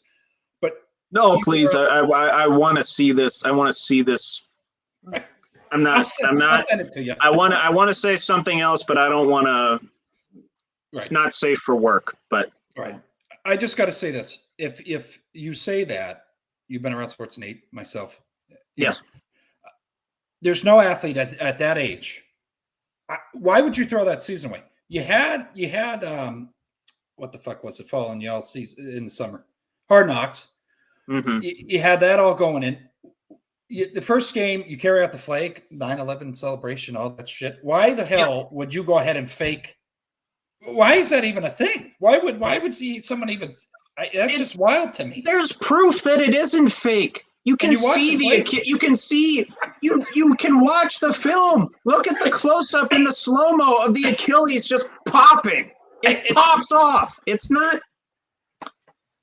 It's why any athlete would fake an injury is beyond me. But then why these conspiracy theorists come out of their woodwork off of being a couch potato and drinking a few brewskis, eating a few cheeseburgers on Sunday.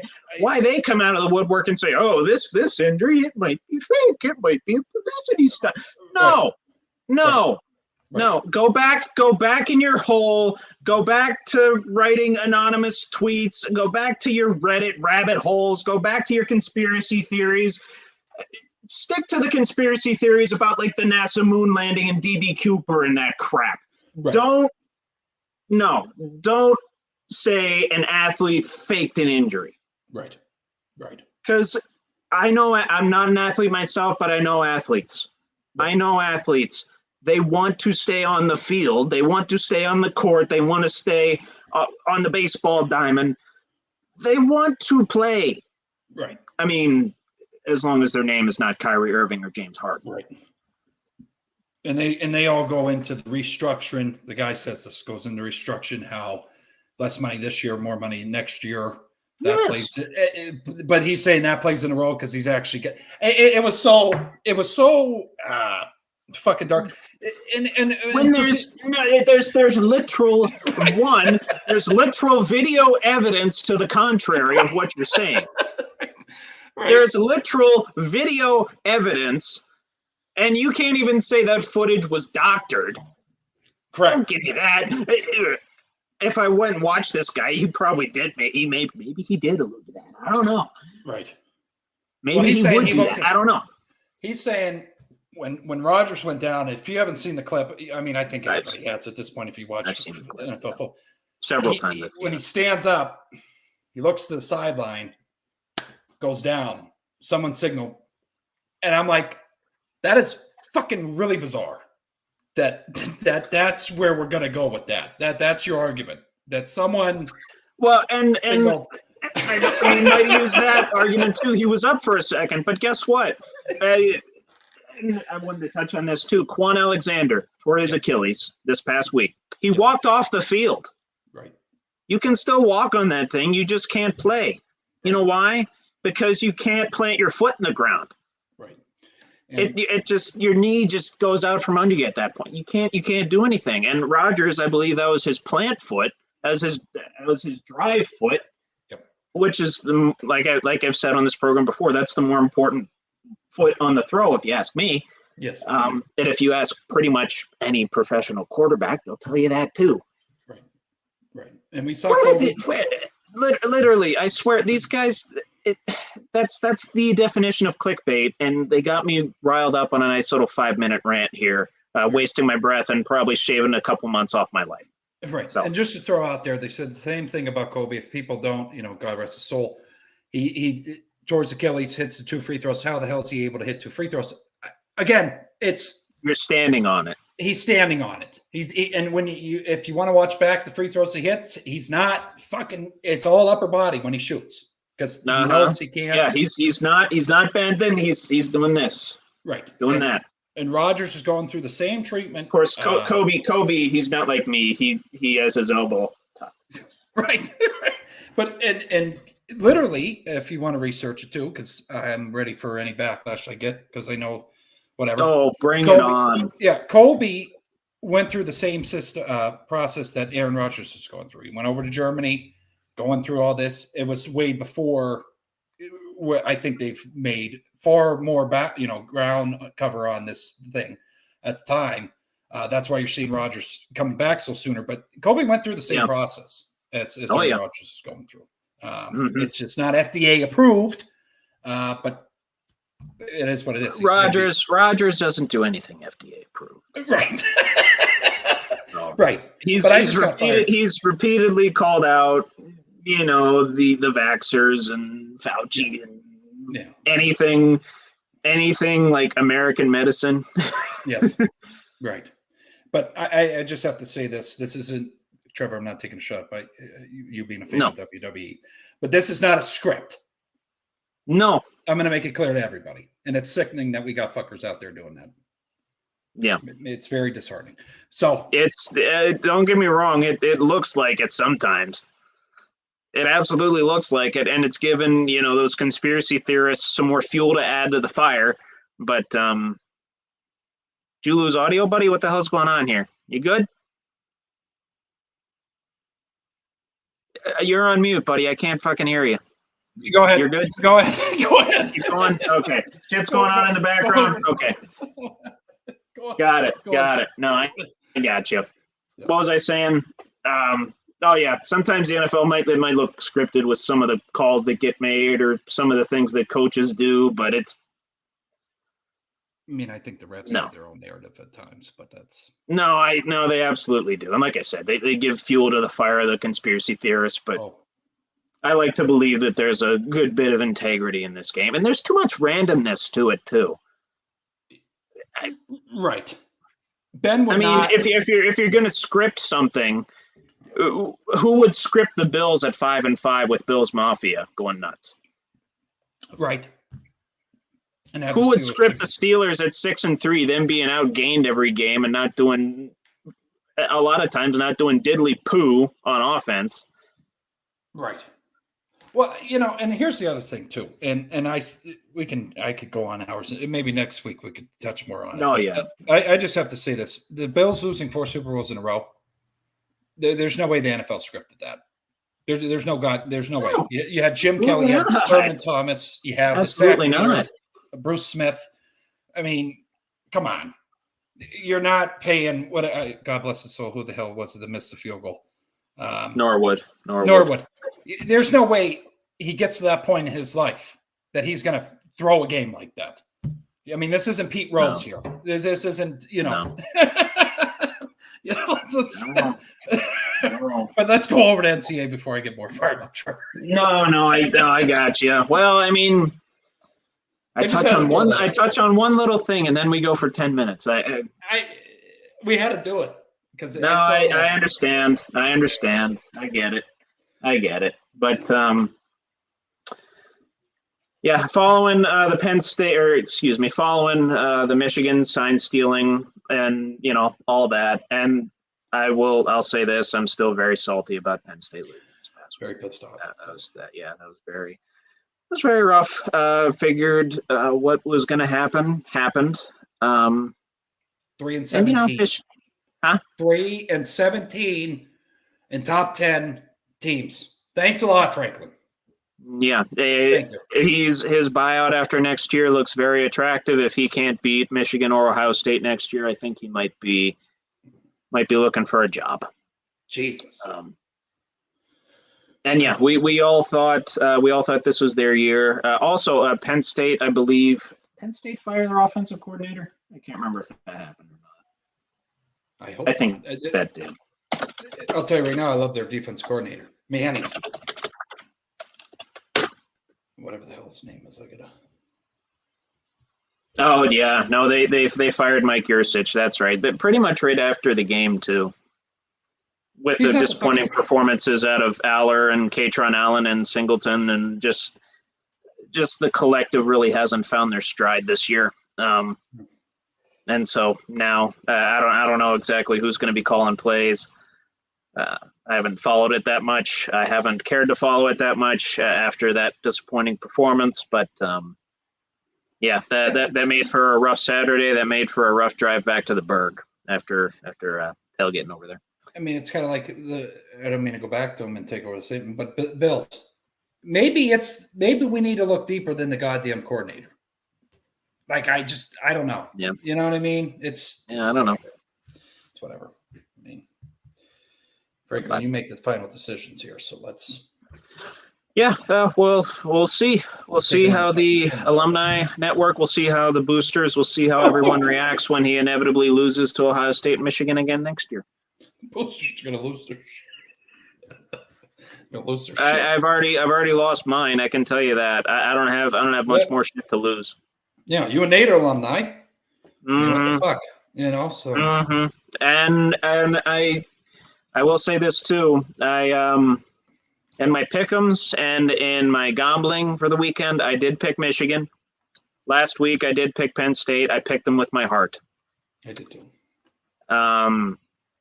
Unfortunately, my brain won again. Yeah. My brain won again. Michigan won again. And they won pretty handily as well. Yeah. But of course, I don't mean to twist the knife in the wound here. But no. Moving on. Yeah. Moving on. No, Good news is Harbaugh's still suspended for the final 3 games of the regular season. Now, a little bit of caveat to the suspension: he can coach the team during the week, but he can't be at the games. So he can't be like at the stadiums, on the sidelines, even in the booth. Can't be in the building. Can't be on the premises. Of course, Michigan filing a complaint against the Big Ten and the Big Ten commissioner, alleging they were a little bit too quick in their judgment to hand down the suspension, hand down the ruling.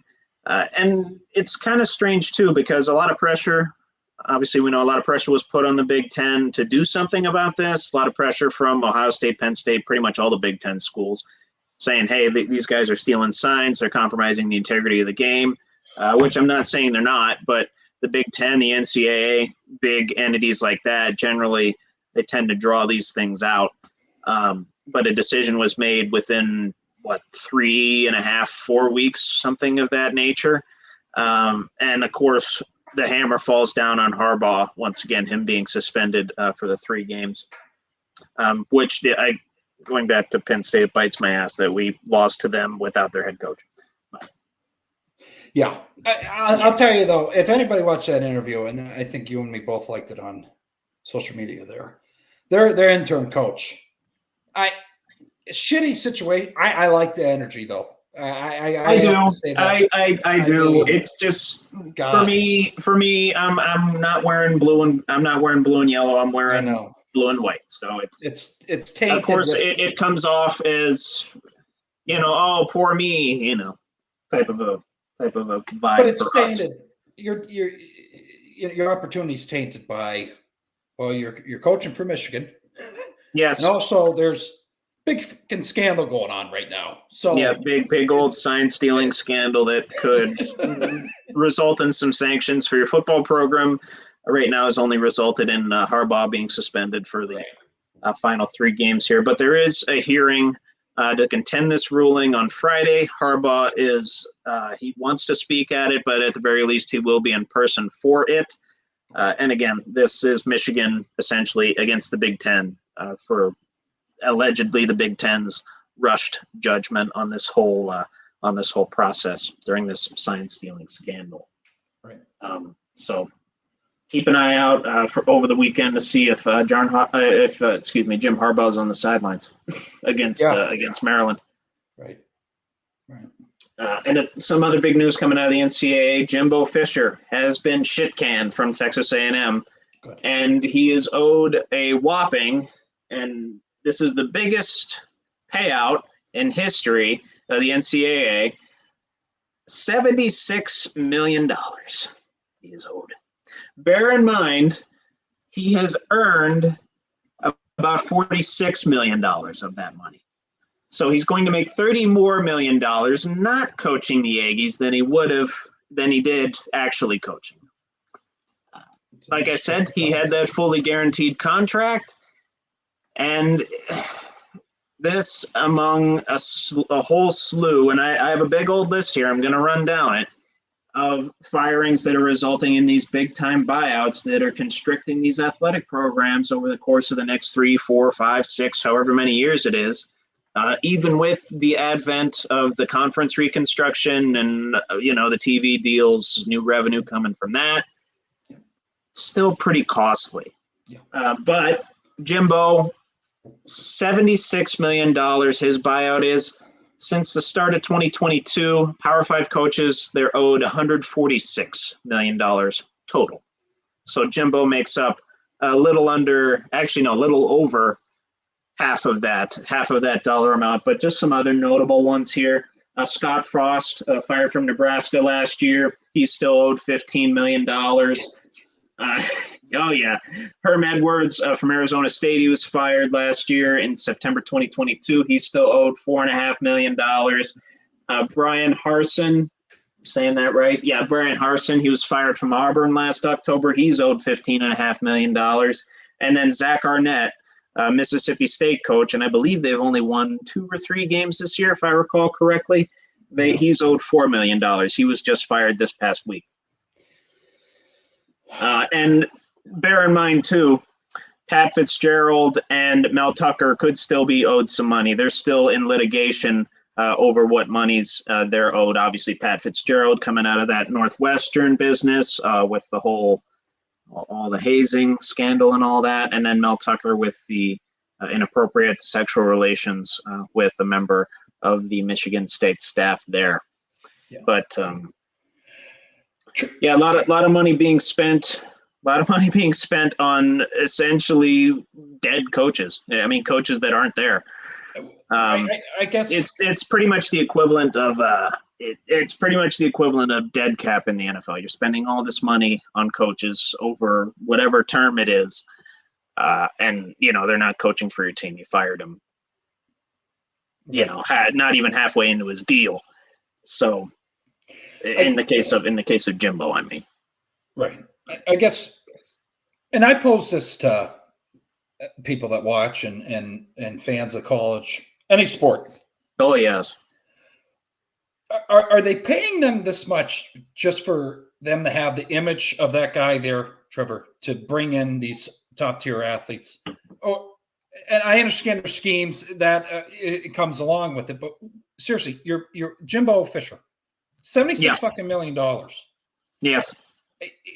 You're getting up there. Yeah. We're getting to a point that college coaches are making more than almost NFL coaches, and they're coaching the top tier guys. Yes. I mean, Saban. I get Saban. I get that. I get all that shit. But he's got all the rings. He's got all the That's just I understand. Okay, you got to travel, go meet their families, go to their house, go to the school, whatever, all that shit. I understand, but I'm not understanding where the fuck they come up with these numbers. I mean, it's just wild to me. You're going to pay this guy. I don't know. I mean, it's a business. It's not in comparison to Jimbo. Jimbo's obviously an outlier. Like I said, of those other ones that I read that comprise that 146 million, the highest was 15.5 million. So Jimbo's definitely an outlier in that. Texas A&M, that's a big part of that is the image thing. You try and get a guy that knows how to coach in the SEC as well. So. Right. And of course, he's disappointed thus far. I honestly don't even remember what his record is, but I know he's definitely not met Texas A&M's expectations. But it's on Texas A&M too for making that poor of a financial commitment to, an uncertain thing. Yeah. Nothing is certain, and you give the guy a fully guaranteed contract as an SEC coach. That's right. It's just wild tough to do. It's tough to do, and it's really gonna hamper that athletic department's budget for the next however many years that Jimbo's contract runs through. I think it's 6 or 7 more years he's got on that thing. God, I mean, the amount of money going through college systems. I mean, it's just NIL opened up the floodgates, buddy, and transfer portal. Yeah, it fucking ruined it all. But it's what it is. That's what it is. Well, unregulated NIL and unregulated transfer portal. Yeah. Open up the floodgates, and now they're trying to build the ark to try and regulate this thing. It's too bad. We missed it. I think me and you and Nate talked about it. I mean, that was a month ago. It's too late now. It's too late. Well, yeah. Imagine what some of these guys, your Johnny Manziel's, and I watched the Pivot podcast with RC. What's their name? Freddie Taylor and I believe it's Channing Crowder. Yes. Is it Channing Crowder? I believe it's Channing Crowder. Yeah. Forgive me if I got that wrong. No, you're right. You're right. You're right. It's Crowder. Yeah. Yeah. It's Crowder. Okay. Yep. Yeah, they had Maurice Claret on there. Remember him? Yeah. Remember him? He literally got flagged for cell phone payments that I think it was like a recruiter or some member of the Ohio State staff was making for him. That and a small, I think it was like a $250 check for showing up at a birthday party. Right. That's how tight they were about it back then. Imagine how much money that guy could have made. Imagine, and maybe he wouldn't have got back into the gangbanging and the drugs and the alcohol and all that. Right. Same thing with Manziel. Maybe he wouldn't have had to resort to all that crap. I mean, he still kind of made the money anyway, and I think he had the personality to where the same thing literally might have happened. Right. But, right. Reggie, if the NCAA, if they weren't, dodging the NCAA about it, right, who knows what could have happened? Yeah. No, it's just, I don't know. It's just not college sports is not. It's not. Yeah. Those high level programs, and I would say primarily basketball and football. Primarily, yeah, they're the cash cows. It's a cluster. It's just whatever. Yeah. No, I don't want to take over your segment here, but that just bothers the shit out of me. The amount of money. No, you're good. I mean, you can improve academics. I mean, what the fuck? That's the point. I mean, I think you'll see, and this is coming from a college athlete yourself, right? I mean, myself here. Every college is going to turn into Kentucky basketball. I mean, yeah. That's where we're going towards, Trevor. I mean, it's kind of, you know what I mean? John Wall, I got you. Anthony Davis States. I mean, what the hell? I mean, wow. Okay. All right. And we got some actual breaking news here in the NCAA related to the playoff rankings. Georgia jumped Ohio State for the number 1 spot. Fuck yeah. Hate Ohio State. Yeah. I absolutely can't stand anything about Ohio State's program at all. You know my feelings on Ryan Day. You know my feelings on Urban Meyer. You know my feelings on pretty much anything and everything Ohio State, except for Ryan Shazier, and I guess CJ Stroud. I like CJ. Right. But anyway, just looking at the games that those teams had last week: Ohio State beating Michigan State 38-3, then Georgia romping Ole Miss, number 9 in the country, 52-17. So I can see why the playoff committee made that move there. Ole Miss, theoretically, a pretty tough opponent, but it was another Lane game. Lane Kiffin tends to, in those big-time SEC matchups, and I don't want to say he choked, but he didn't even make it close. No, make it close. So, then other than that, I don't believe there were any changes in these playoff rankings. Let me pull them back up here again. I thought I had them up. Here we go. Yeah, Michigan still number 3, Florida State still number 4, Washington still number 5, but Oregon trailing Washington right there. So Penn State still same spot, Trevor, or are we? Penn State dropped 2 spots. They're now at 12. And my Irish, they actually moved up a spot to number 19, even though they didn't play this past week. Okay. All right. Yeah, and those are just released pretty much as we got on the air. Actually, 30 minutes ago they were released. Oh no shit. Okay. Yeah. You can't get more prior news than that, folks. No, not Trevor's at all. on the beat over here. No, I'm just on ESPN the whole time. That's why I'm looking over here. That's all right. But geez, yeah.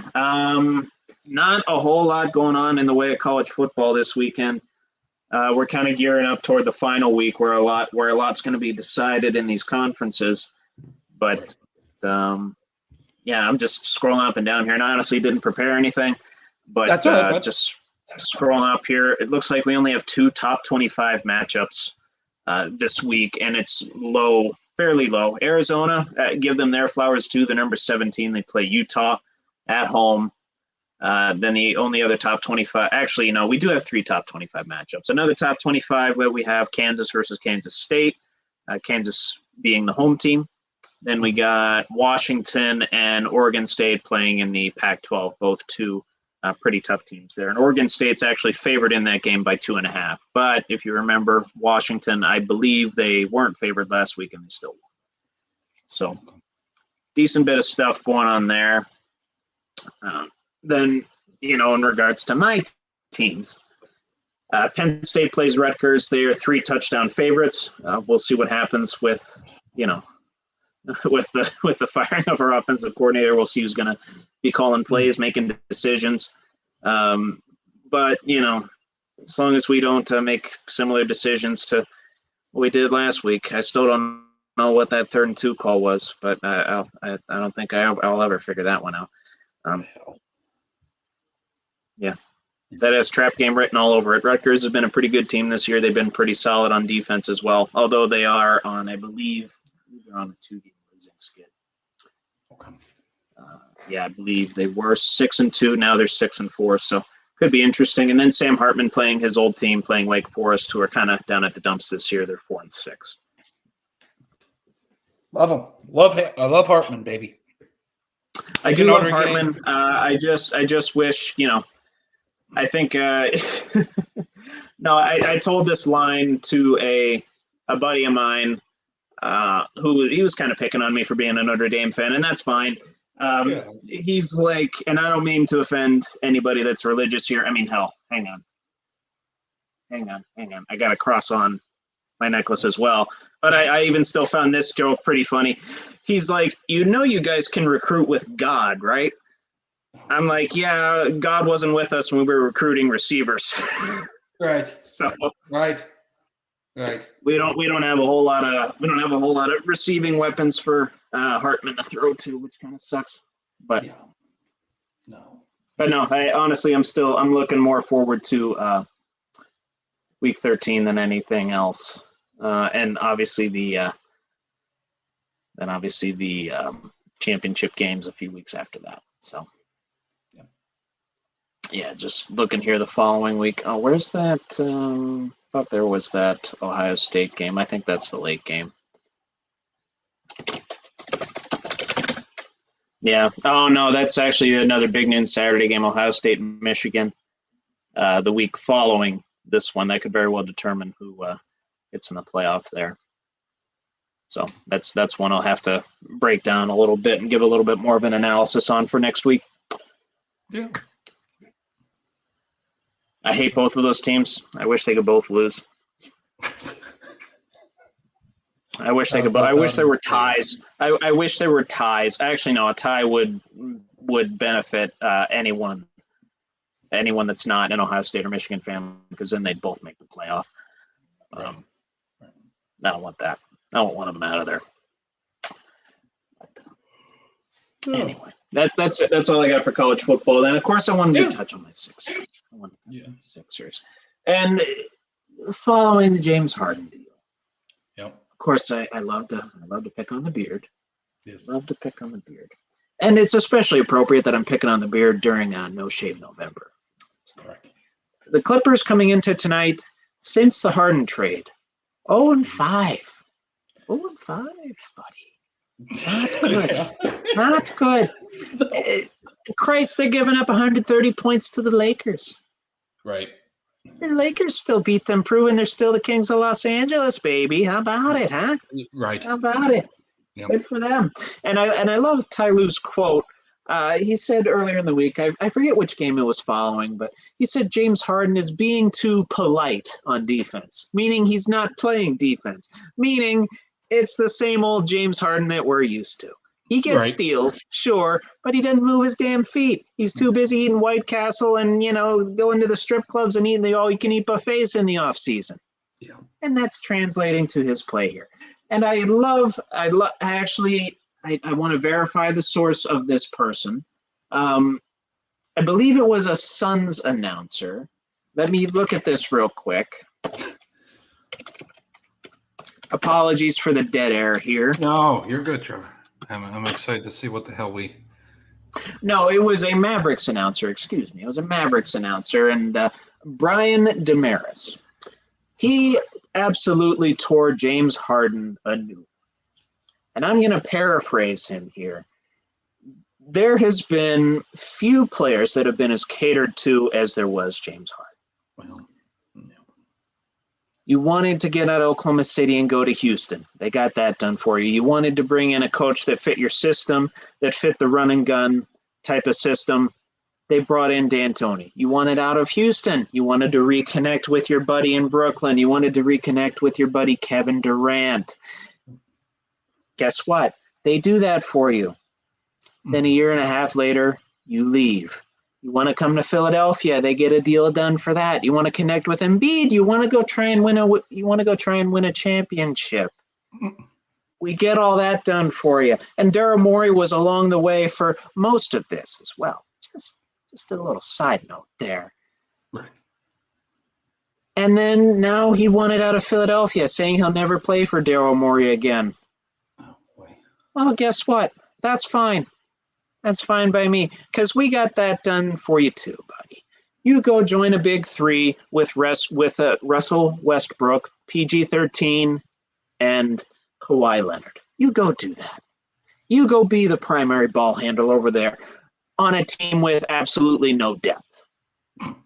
You see how that's working out for you? You are 0-5 since then.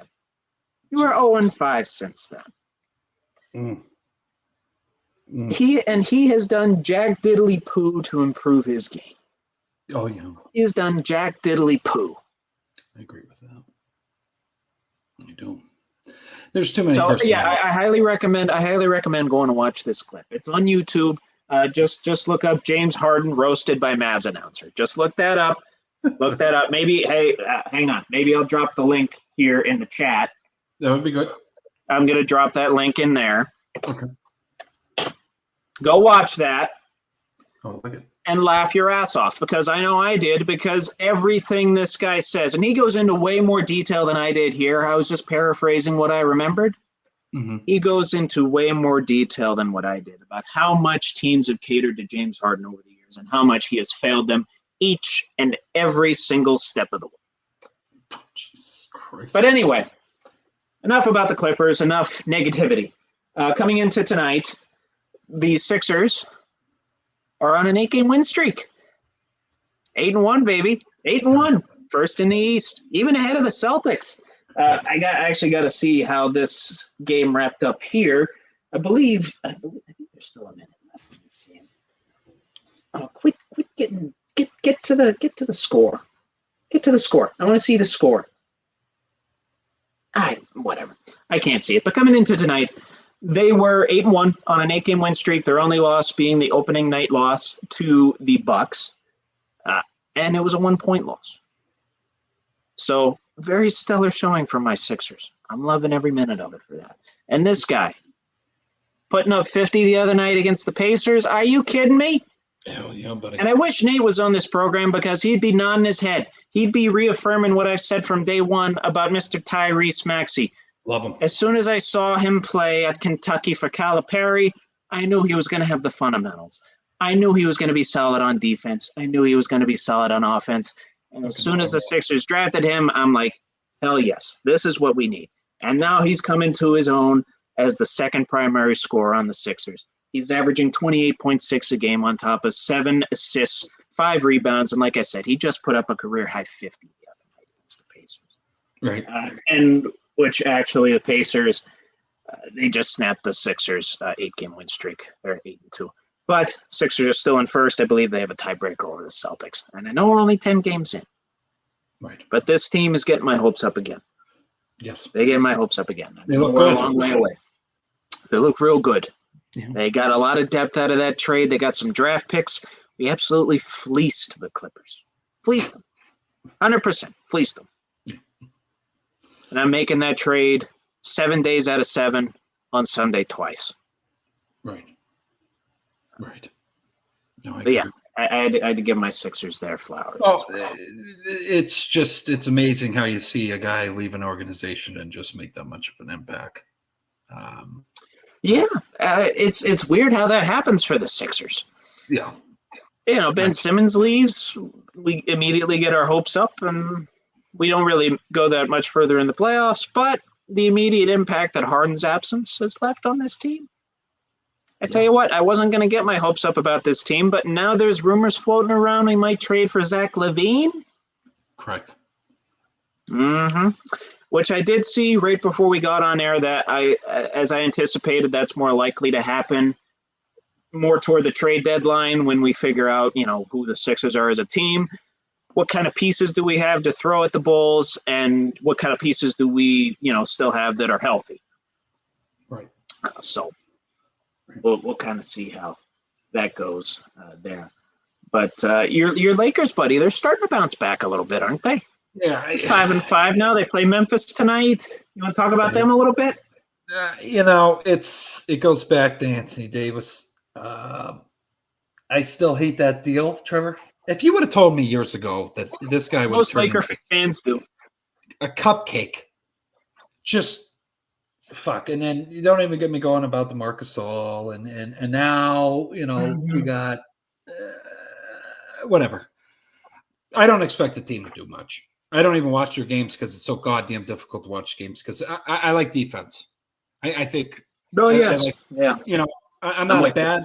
I'm not a Bad Boys fan. I mean, except I'm going to mention his name because we're talking NBA. Dennis Rodman. No, I know. Yeah. You Fan had of to bring him. him up. I'm fan of Michael Pippen, those kind of guys. The defense, whatever. It's just I don't get. I don't even think. I'm going to say a bold prediction here. I see the Lakers winning 36 games. Maybe that's it. Said 36 games. 36. That's it. 36. I mean, they're just Well, they're 5-5 right now. They've won 2 in a row. 1-2 in a row. Yeah, they've bounced back, but they still have -5 per game point differential. Giving up 115 a game. I want to see where that ranks in the league here. I know the Spurs are still giving up quite a bit the most. It looks like Lakers close to bottom 10, if not bottom 10. Poor Spurs, giving up 124 per game. Yeah. -13.5 per game differential. Not good to be a Spurs fan. No. And I'll tell you this. And I'm going to say some bullshit. It was for 2 decades. So, I think they'll take a few years of this. I'm going to say some bullshit. We're seeing what happens when LeBron overstays his welcome as well. Team's fucked. You look at Cavaliers, they're fucked now. He somehow got lucky as shit. I just go back to maybe we should have never made this. I mean, LeBron brought that one championship, Trevor, but God damn it. Oh, he did. Where do we go after this? I mean, after the season, he's going to go wherever Bronny is. Mm-hmm. And I don't think Bronny's going to the Lakers. I think he's going to the Spurs. So what are we going to see? Like we talked last week with Nate when he said we're going to see LeBron, Wemby, and Bronny on the same team. We could. I think that's going to happen. Let's just tank this season. If you have a guy like that, fuck yeah, I tank. You got a slender man and you got fucking Bronny coming next year. Yeah. Nah. Well, yeah. We know Bronny's going to be a one and done. We know that. He Nate told me. Well, I think he said it after the program. He might not even play 10 games for USC. Right, and I would might not have to. No, he's got enough hype around him. And he's got the name value, of course. Got all the NIL money. Even if he doesn't get drafted too high, he's got all that NIL money. And don't give a shit. You're LeBron's son. That's actually good. You're good at basketball. This isn't like Jordan's sons that were mediocre basketball players here. This guy could be the next fucking LeBron. He's shorter, but he's a little more compact, a little shorter, a little more of a guard type rather than a 3 or 4. Right. So I mean, his inside-outside game is just fucking. He's good, and he can play defense too. Right. I mean, also he can actually play defense, which is You don't think he's playing pickup games with his dad's teammates? Come on. Yeah. Some pointers, I'm not saying the kid doesn't bust his ass. He absolutely busts his ass. Oh hell yeah. Yeah. He's a stud. But he's a little spoiled in terms of his tutelage. I mean, greatest scorer of all time as your father. I mean, it's pretty good shit to learn from. Yeah, I would say so. You still got to be a sponge, though, Trevor. No, I'm not saying you don't, but when that's pretty much your dad's entire life for a long time, and it's pretty much his entire life right now. Good for him, though. Good for him. I want to see that happen. I want to see a father-son. I want to see that happen. A little Ken Griffey. Ken Griffey Sr., Ken Griffey Jr. type of action. Yeah. I'm all for that. And, just to see what LeBron's doing in his, age, what is he, 39? Yeah. Age 39 year, his, 22nd year in the NBA. The numbers that he's putting up, I don't have them offhand with me, but let me click into the Lakers stats here, and I can probably tell you. Let me see here. Yeah, LeBron's still averaging, what do we got here? 25 points, looks like 8.5 rebounds and 5.5 assists. And to throw this out here, and we had this argument, oh my God, people enjoyed it. It was a year ago. Me and Eric, and I want to post it to you because knowledgeable in Yeah. sports. Would you say Michael, Kareem, Magic, Larry, fucking Kobe, Dirk, Kevin, all the greats, the science we have now, back then, you think they could have done what LeBron's doing, or is that just his genetics, his ability, his drive? That's why he's doing it, or is it based off of how $1 million he puts on into his body? That's a huge part of it. Okay. You're not getting huge money from endorsements back then either, unless you're top tier like the stars that you mentioned. I mean, keep in mind the NBA was not a big money generator until the 80s. Right. Magic and Larry, that rivalry there. Without that, the NBA is nowhere near what it is today. I'll admit that. I still have to watch that documentary, by the way. We'll get on. Damn good. We'll get on that. I gotta watch Low Key first. I gotta watch that, and then I'll watch Magic. Yeah. I heard it might be the end of Tom Hiddleston in the MCU, so I definitely gotta watch that. Yes. Yes. But yeah, the NBA is nowhere near what it is today without the draws that came in the 80s and the 90s, and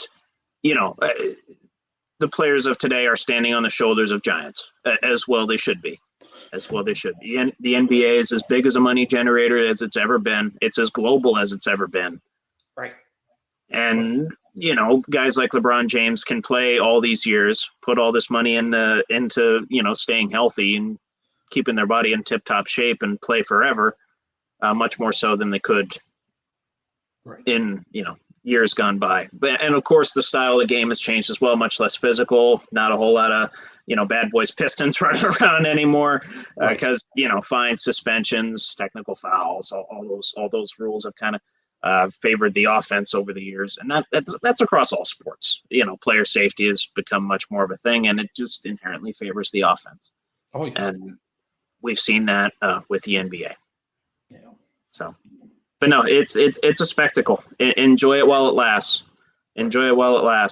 I believe it's players.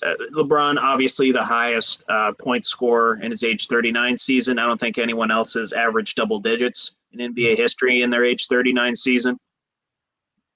And he's at 25. Right. He's still the leading per game scorer on his team. Right.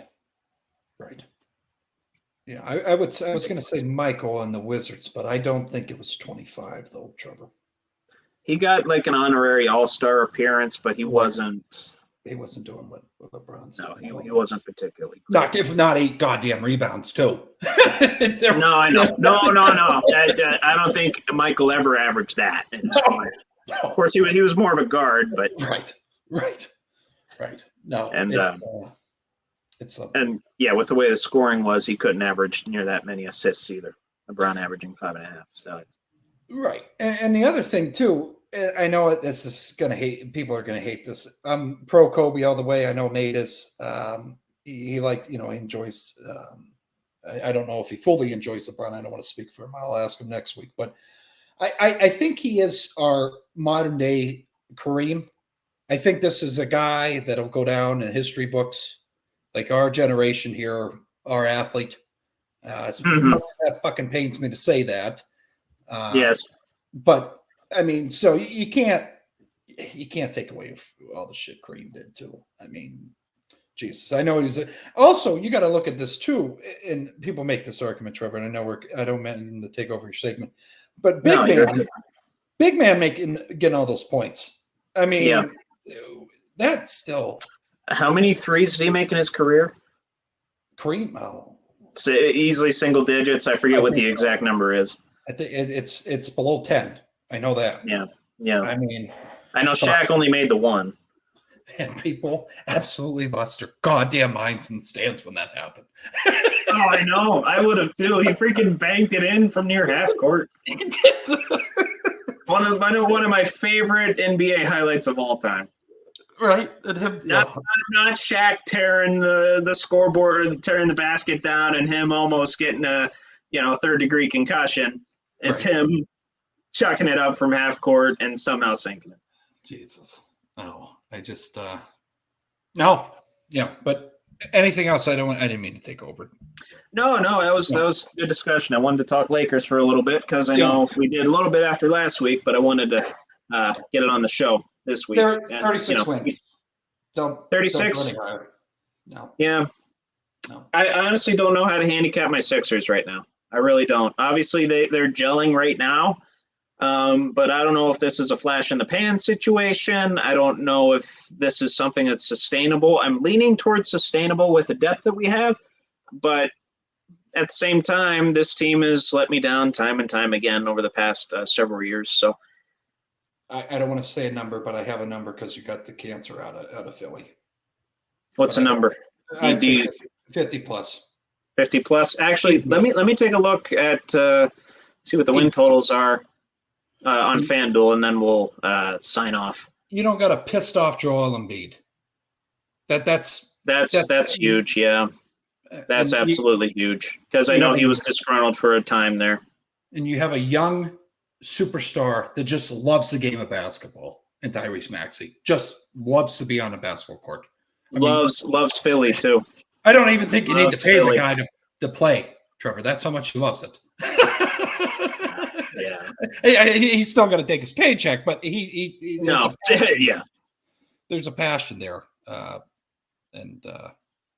fuck. I mean, even I don't mean to bring up old episodes here, but Nate Sestina saying playing with him at Kentucky, guy just loved basketball. Mm-hmm. That's it. I mean, there was. I tell you what, actually the win totals, they shut down once the season starts for NBA betting, but I'll dish out some playoff odds for us here. Why aren't the Lakers on here? Because they suck. Why am I not seeing the Lakers on here? I don't know.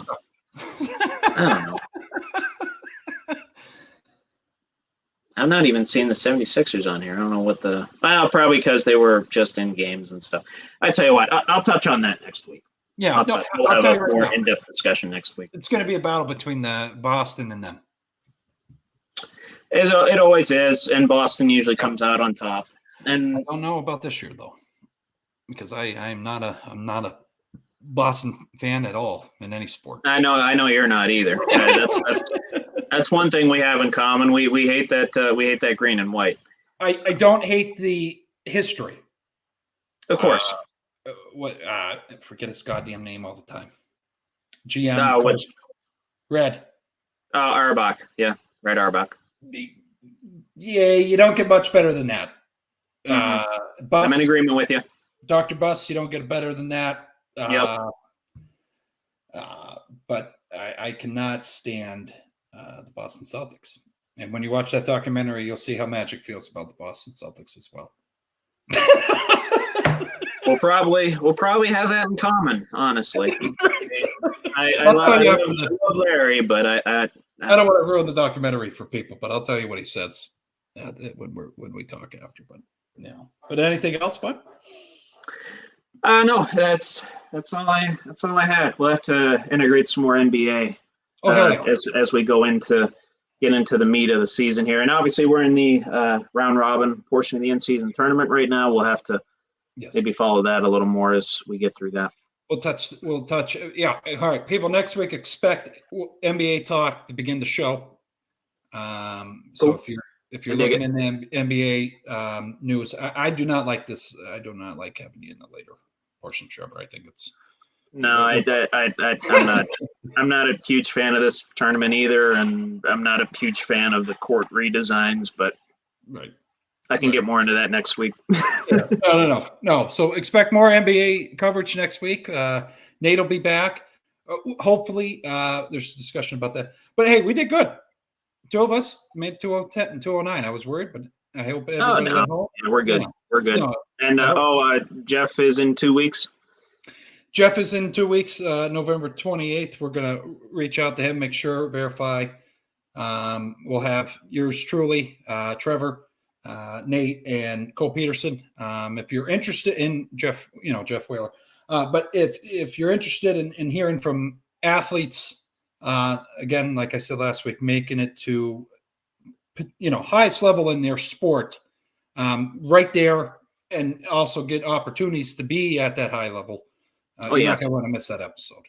We're very excited and honored to have Jeff come on and talk about his journey in the Blue Jays organization. But T-shirts too, still figuring that out, Trevor. We'll talk after. That's fine. But, get a hold of me. It's all good. But anyways, this is another episode of Buckle Up with the Boys. It's a pleasure as always. Me and Trevor here leading the charge. We'll be back again for another episode. 8 o'clock Tuesdays. We shoot for that. It might be a little different at times, but 8 o'clock on Tuesdays. Have a good day. Have a good night. God bless. Stay safe out there. All gas, no breaks. And this was another episode of Buckle Up with the Boys. Appreciate it. And we're going to get it this time. Don't you worry about it.